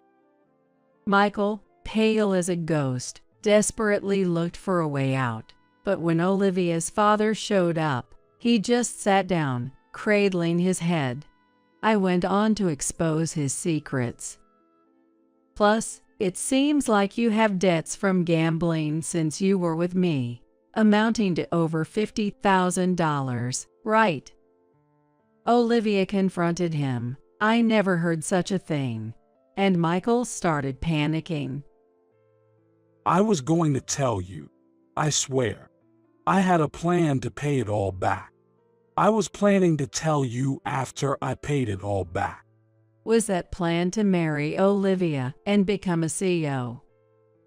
Michael fell silent at my accusation, glaring at me sharply. 5 years ago, it seems like you got drunk and were bragging to people at the bar. You were boasting about playing both sides, maybe even becoming a CEO if things worked out, and you didn't even plan to marry me. Sarah, the detective, had gathered these testimonies that I couldn't have found on my own. I thrust the investigation report right under his nose. Then he brazenly snatched the report from me and started tearing it up, as if he didn't care.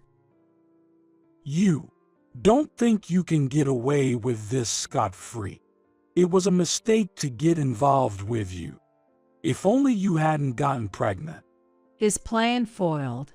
He looked like he was about to jump on me any second with an angry demeanor. Truly the lowest. I'll be contacting a lawyer for a divorce and child support, so be prepared. You can come out wherever you want when you try to run this time. This wasn't supposed to happen. Everything was going so well. As he hit the floor with his fist in frustration, Olivia slowly approached him and declared, "That's my line. I can't trust you anymore. What Emily was saying is true." No, wait. This is all her fabrication. Michael pleaded with Olivia, but her decision was firm. After all, Sarah and I had met with Olivia beforehand and told her the truth. That's why she had sent us the invitation for today. When Olivia shook off Michael's hand, she stood beside Sarah and me, giving Michael a cold stare.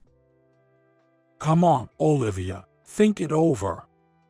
Later, Michael was sobbing, apologizing to her, but after being scolded by her father, he finally calmed down. Furthermore, Michael, who worked at Olivia's company, got the boot straight from the CEO himself and lost everything. It's because of you, Emily, that I couldn't become the CEO. Huh, this is all on you. Oh, and I forgot to mention, I'm also a CEO's daughter. What? You are? He looked utterly baffled by this sudden revelation. The truth was, my father also ran a company and planned to pass it on to me or my future husband. That's why my parents kept pushing me to get married for one reason or another, always going on about how it would look bad to others. I got estranged from my parents because I got pregnant too soon and never found the right moment to tell you. But well, it turned out for the best. So, if I had married you, I could have become a CEO. Suddenly, Michael grabbed my hand and kneeled. Let's start over. A child needs a father, right? No way. I'd never want someone like you as a father. I don't ever want to see your face again.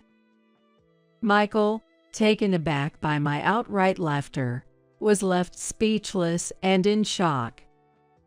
Leaving him behind, Olivia, Sarah, and I left the venue together. After that, Olivia and Michael got divorced. Olivia's father was furious, vowing to claim alimony by any means necessary. I also filed for alimony and child support through a lawyer. Michael ended up with over $150,000 in debt, working tirelessly day and night, looking worn out.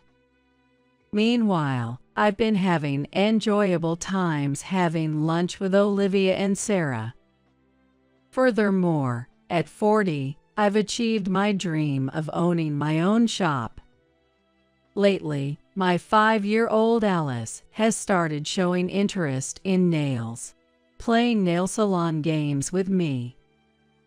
In those moments of my beloved daughter's endless smiles, I simply felt the joy of being alive, as a serene calmness washed over my heart. 15 years ago, I divorced my husband after discovering his affair with a childhood friend, with whom he even had a child. The affair partner harassed me to the point of quitting my job. At my lowest, my current husband rescued me, and we built a happy, peaceful home. However, my tranquility was short-lived. Recently, I encountered my ex-husband for the first time in 15 years. You must still be single, right? Who'd marry a barren woman like you? You still can't say anything nice, can you? My son is cute, just like his mom. Looking down at me with a smug smile, my ex-husband boasted about his child. I replied, "Oh really? What a cute child. Speaking of which, let me introduce you to my children as well. My introduction of my son left my ex-husband stunned and trembling. I'm Caroline Jones, 38 years old. I'm living with my 13-year-old son, Liam, my 11-year-old daughter, Emma, and my husband, Ethan, who is the same age as me. Liam, in his first year of middle school, is right in the thick of his rebellious phase. Lately, he's been quite cheeky and a handful, but when he really doesn't listen, my husband Ethan steps in and sets him straight. Emma, on the other hand, is all about makeup and fashion. As the youngest and a girl, she's quite adept at getting her way. Liam, who adores his younger sister Emma, quickly panics when she playfully threatens, "If you're not nice to Mom, I'll start disliking you, big brother." He hurriedly apologizes, Sorry. Look, I'll be nice to Mom, okay?" He's a straightforward and easily understood charmer, always the one to liven up any situation. I lead a bustling yet joyful life. But there's a detail many are unaware of. I'm a divorcee, now in my second marriage. I ended up divorcing due to my ex-husband's despicable betrayal. 15 years ago, my ex-husband, whom I'll call Michael, was my senior at the university. We had many mutual friends and were blessed with good wishes from everyone around us, so everything seemed smooth and promising. Early in our marriage, we often talked about how much we wanted kids, saying things like, "I really want a child soon, and it would be nice to have matching outfits when we have kids." Both of us were really looking forward to having children.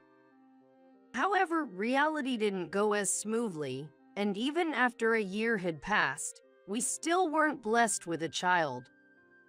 Every month, the arrival of my period led to a bit of friction in our marriage. Neither my husband or I thought it was good, so we had several discussions and even paid for expensive treatments to find the cause of our infertility. However, being told there was nothing abnormal, we didn't make any progress in improving our marital relationship. Initially, my husband was encouraging and cooperative. However, as time passed without us having children, he seemed to become irritated and his attitude towards me started to change. When will I ever become a father?" he said loudly, throwing a sarcastic remark.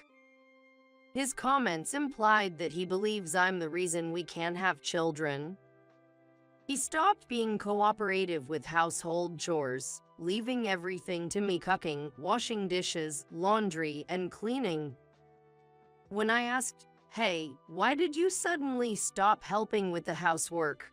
You used to do it before," he replied, "Because you're infertile. If you don't do the housework, you're not fulfilling your role as a woman, making our marriage pointless." Afterward, my husband's words became increasingly barbed. My sister and her husband are already expecting their second child. Isn't that great? They're on their second, and we haven't even had our first yet. My husband glared at me with a harsh look, scorning and mocking me. If you had a normal body, I would have been a father long ago. How can you say I'm not normal when we don't even know the cause yet? But my husband said, "It's always the woman's fault for infertility. Don't you know that? If I had known you were infertile, I would have never married you.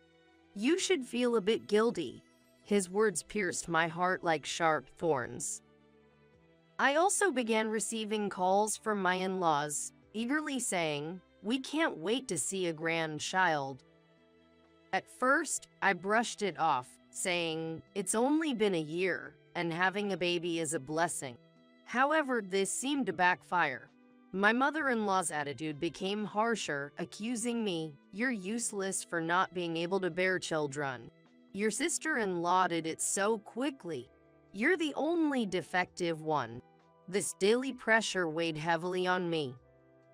One day, my best friend Isabella invited me out for drinks after a long time.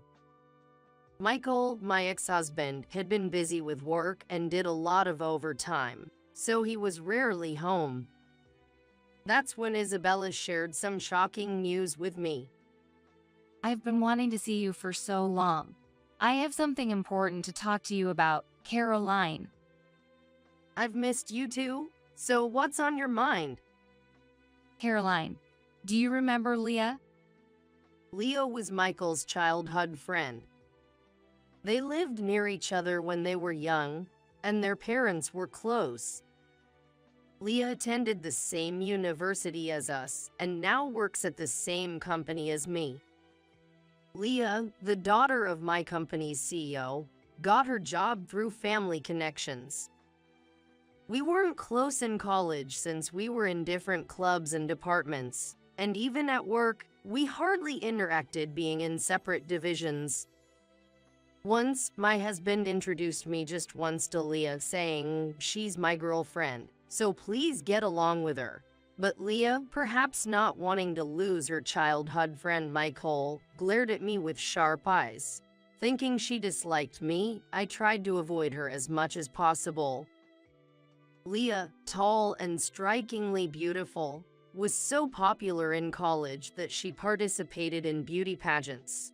Being a CEO's daughter and a beauty made her somewhat of a celebrity at our office.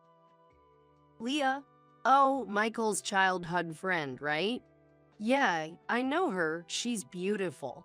We're in the same company but hardly interact. What about her? Well, it's hard to say, but I think your husband and Leah are having an affair. What? I was utterly shocked by Isabella's unexpected warning. I saw them recently. They were walking hand in hand, not just like friends. No way. I think you should check it out. If you need to talk, just call me, okay? Thank you for telling me. Michael was cheating. I had suspected it. His behavior towards me was awful, always coming home late, claiming he had to work overtime. He was never around on weekends, always busy with client entertainment. I had a sneaking suspicion, but I was pretending not to notice. That day, after parting with Isabella, I headed straight to a detective agency. The reason was, of course, to gather evidence of my husband's infidelity. Within a week, they had all the evidence, but I wasn't ready to file for divorce. No matter how terrible he was the man I once vowed to spend my life with. I couldn't decide right away. A few days later, I came home to find Michael, who usually came home late, sitting at the dinner table. "Oh, you're home." Yeah. "I thought you'd be late again today." I tried to sound sarcastic on purpose. Yeah. Sorry about that. I need to talk to you. Having heard about the affair from Isabella, I braced myself for bad news. I want a divorce. What? So that's how it's going to be. I realized he wasn't just fooling around with Leah. He was serious about her. Leah is pregnant.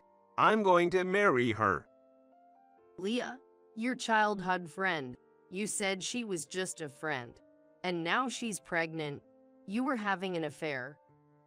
Don't call it an affair. Haha. Makes me sound like a jerk. Can't help it, right? Leah can get pregnant. She's beautiful, and there's no reason for me to choose you over her. Michael's shameless attitude stunned me. He didn't think he did anything wrong. I was speechless. Seeing me silent, Michael smirked and said, My mom has been nagging me to divorce you. She says Leah is prettier, kinder, and can bear children. She always liked Leah better. This will make her happy. I knew they always preferred Leah. Tears welled up in my eyes. Well, I've packed my stuff. Gotta get back to Lear and her upcoming baby. Ha. With that, Michael left the house. I didn't have the strength to stop him. Later, a one-sided divorce paper arrived. A woman's handwriting was on a note tucked inside. Please divorce my husband soon. Seeing the contradictory words, I felt a question mark floating above my head. I really wanted to retort, "No, it was you who took my husband away." Seeing those words, I snapped back to reality. I was stuck with questions on my head. Why am I being blamed? I can't just silently accept this divorce. Determined, I took the evidence I had gathered from the detective agency and filed for divorce mediation. A few days after filing, I received a call from an unknown number. Wondering who it could be, I answered the phone to hear a woman's voice screaming, "What do you think you're doing? Why did you start a lawsuit?" It was Leah, Michael's mistress. "Well, it's only natural, isn't it? I know all about your inappropriate behavior. It's only right that I demand compensation." Compensation? I'm pregnant. How can you be so cruel at a time when I need money for the baby? Who's being cruel here? You're the one who got involved with a married man. You're the one who's infertile, you horrible woman. Her shrieking voice hurt my ears. Anyway, I plan to discuss the divorce, including compensation, in an official setting. Let's talk about it then. I said that and hung up the phone. During the mediation, given the ample evidence, Michael and Leah's relationship was recognized as infidelity. Michael tried to blame my infertility, but the court dismissed his claim as unreasonable since there was no conclusive evidence of my infertility within just a year of marriage. From Michael, I received a lump sum payment of $20,000 as alimony, and from Leah, I received $10,000. I didn't want to drag out any financial ties with them. Thus, our divorce was finalized. However, my ordeal didn't end there. Since Michael, Leah, and I went to the same university, the affair became a topic among many friends. According to a close friend, the rumor was that I had hidden my infertility and married Michael. Some even sympathized with Michael and Leah. That's terrible. Worse still, since Leah and I worked in the same company, rumors spread at work too. Everyone sided with the beautiful and influential company president's daughter, Leah, who made herself look like a victim, her eyes brimming with tears. Caroline is such a horrible person, demanding alimony when I'm about to have a baby. She even hid her infertility. She sobbed, seeking sympathy. At first, I tried to ignore it, but since Leah was the president's daughter, my bosses scolded me, saying, "Don't treat Leah badly." No matter how hard I worked, I was continually removed from major projects. Eventually, I was pushed to the point of resigning. While looking for a new job, I was headhunted by another company. "We need someone as diligent and capable as you," they said. In this new workplace, I thrived beyond my expectations. My boss really took the time to see each employee as an individual. Unlike my previous company, there was absolutely no culture of favoritism towards the boss's daughter or nepotism. I found myself drawn to such a wonderful boss. And that person turned out to be my current husband, Ethan. Ethan supported me when I was at my lowest after the cruel breakup with Michael. After several dinners together, we gradually began to talk about not just work but also personal matters, and this naturally developed into a romantic relationship. Our relationship was going well, and thankfully, Ethan proposed to me. However, still haunted by my past, I confessed my fears of infertility to him. Then Ethan looked at me with sincere eyes and said, "Of course, I'd be happy if we have children in the future. But the most important thing is that I love you, Caroline. You mean everything to me. So, even if we can't have children, I'll always be by your side." Saying this, he gently hugged me. I was truly happy. I came to the realization that I wanted to spend my lifetime with this man and decided to marry Ethan. Shortly after marrying Ethan, we welcomed our first child, a son named Liam. Not long after, our second child, a daughter named Emma, was born. Maybe the inability to conceive with Michael was a matter of timing or compatibility. Parenting is challenging, but we are living happily every day. One day, I was attending a friend's wedding. As the wedding reached its midpoint, with guests mingling and making their rounds of greetings, I stood up from my seat to head to the restroom. That's when, for the first time in 15 years, I spotted my ex-husband, the man who had left me. Yikes. Why is he here? My mind went blank for a moment.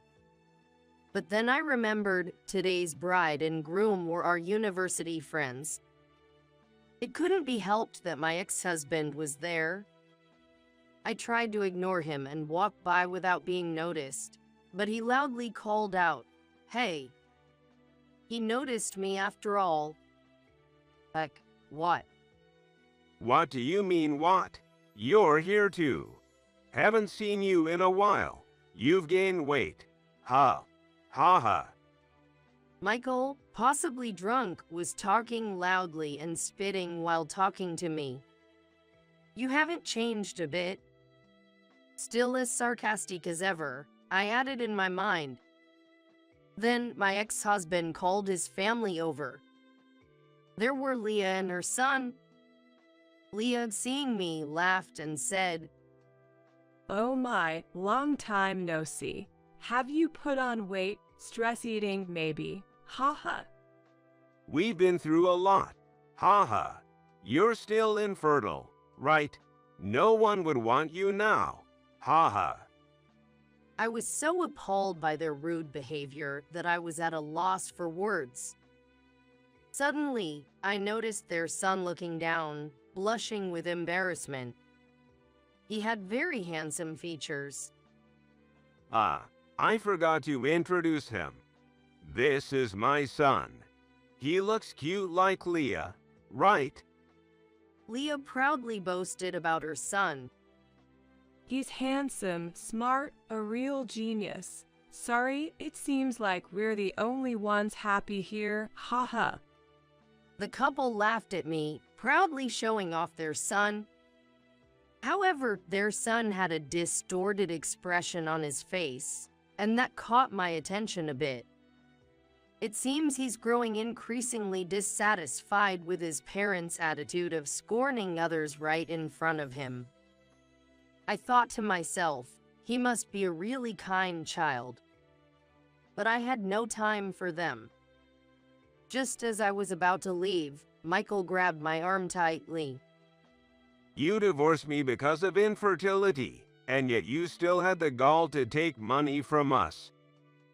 Michael seemed to still hold a grudge about something that happened 15 years ago.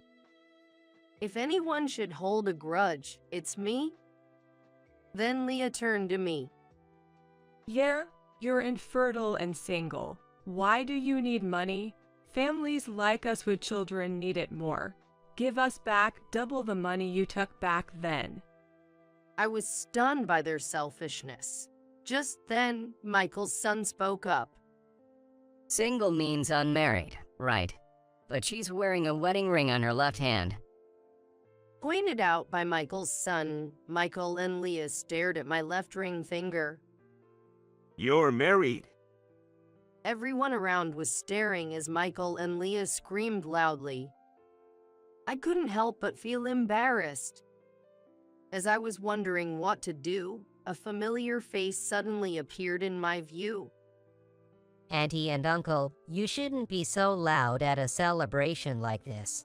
It's bothering other people. Maybe you should be more considerate. Mommy, who are these scary people? Liam, Emma. Yes, my children, Liam and Emma, worried about me being late, had come to check on me. Emma always speaks her mind, but it was rare for Liam to speak so provocatively. Mommy, you're late. Mom, you have kids. Yes, I do. Let me introduce them. This is my son, Liam, and my daughter, Emma. Michael was shocked to see the children of the woman he thought was infertile. Leah stared intently at my son. After a while, they began to speak in a muttering tone, with a voice that seemed strained and hoarse. That uniform. It seemed they were curious about my son's attire. Yes, he came straight from school with my husband, so he's still in his uniform. Not that, I mean. That uniform, it's from that famous private middle school. Oh, yes. Liam worked hard and wanted to try for it, so we let him take the exam. He passed and has been attending that private middle school since this year. Indeed, my son excelled in his studies and was attending a renowned school in the area. No way. That can't be your son of all people. My daughter, too. Next year, she plans to take the same school's exam. Yeah, and you know, Liam is amazing. He won a violin contest. Violin? I thought I recognized this boy. He was on TV recently. You saw that? Yes, he's been getting quite a bit of media attention lately. He was coming back from violin practice today. No, this can't be. Leah and my ex-husband were amusingly speechless. You were supposed to be infertile. How could you have children like this? To the flustered Michael, I conveyed calmly. You both seem happy, and that's great. As you can see, I'm filled with happiness too. Please, let's not involve each other anymore. We have no relation to each other now. Just as I was about to leave with my kids, my husband, Ethan, arrived. Hey, what's going on? The main event is about to restart. Seeing my husband, Michael's face went pale. Mr. Lopez, the president. What? Lee also turned pale, recognizing my husband.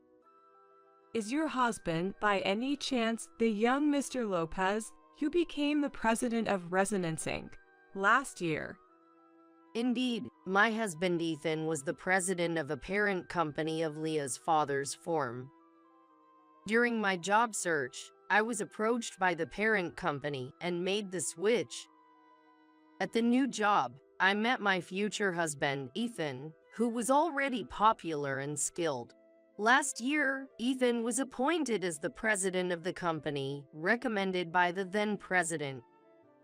I'm Lopez. Huck, what's with this atmosphere? What happened? Sensing the uneasy atmosphere, my husband looked puzzled, and then my son, Liam, spoke up. I heard these people calling Mom infertile and fat, so Emma and I came to help her out. You heard that, huh? It seems like Liam and Emma overheard me being insulted by my ex-husband and his wife. That's why Liam spoke in such a manner earlier. You guys are, wait, that. Realizing the context, my husband's expression hardened. I heard rumors, but I didn't expect such a lack of decency. Then, Michael suddenly started making excuses to my husband. No, I mean, Mr. Lopez, the president. There's no way I would speak ill of the wife of President Lopez. Right, Leah? Why are you groveling to this woman's husband? I was the one who suffered because of her, getting in trouble with my father for having my money taken. I'll never forgive her. Leah, think before you speak. If he dislikes us, our subcontracting company is finished. As Michael started to flatter my husband and Leah protested, they began arguing. It's just unbelievable. Then their son, who had been silent, shouted out, Let's stop this already. I've been listening, and it's terrible how Mom and Dad are talking about this lady. Calling her fat, infertile, and ridiculing her, and then demanding money back. It's embarrassing for me. And what's this about an affair? Am I a child born from an affair? Am I an unwanted child? Hearing their son's tearful plea, Michael and Leah started to become visibly unsettled. Well, it's not like that. So? I realized that the other attendees around us were staring at us. Finally noticing the stares from around us, she blushed deeply and looked down.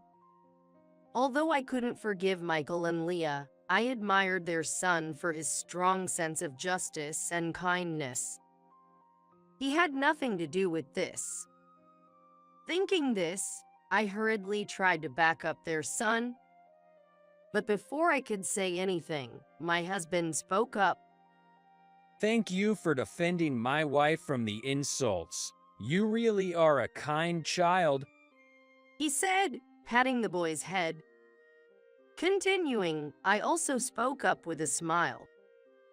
But maybe I am a bit chubby.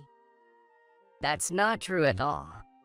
Well, actually, I'm pregnant. My belly has been growing. I said, stroking my belly. Actually, I was then pregnant with our third child. I was on maternity leave. To the child with tear-filled, reddened eyes, I said, Your mom also nurtured you in her belly with great care. You're not an unwanted child. Your mom and dad love you and are proud of you, right? Saying this, I looked at Michael and Leah. The boy also asked them, Really? They quickly nodded and said, Yes, yes, you're our pride. Yeah, you're very important to us. The boy immediately brightened up with a smile. Seeing him smile, I felt relieved. Let's get back to our seats for now. It's a day of celebration. Saying that, each family returned to their own seats. And so, the chaotic scene came to an end. The wedding concluded successfully, and as we headed to the station, Leah and Michael approached with their son, holding hands. Liam and Emma were protective of me, but my husband chuckled and calmed them down. Sorry about that. We're truly sorry. It's late, but we regret everything, including today. And thank you for earlier, for our son. It was the first apology I had received from them in 15 years. Perhaps having a child had changed them a bit. I just laughed and said, Really, after all this time? Well then. With just that one phrase, I turned my back on them and began to walk away. Liam offered to carry my bags and took the one with the maternity mark on it. Emma cheerfully said, Here you go, and draped a coat over my shoulders.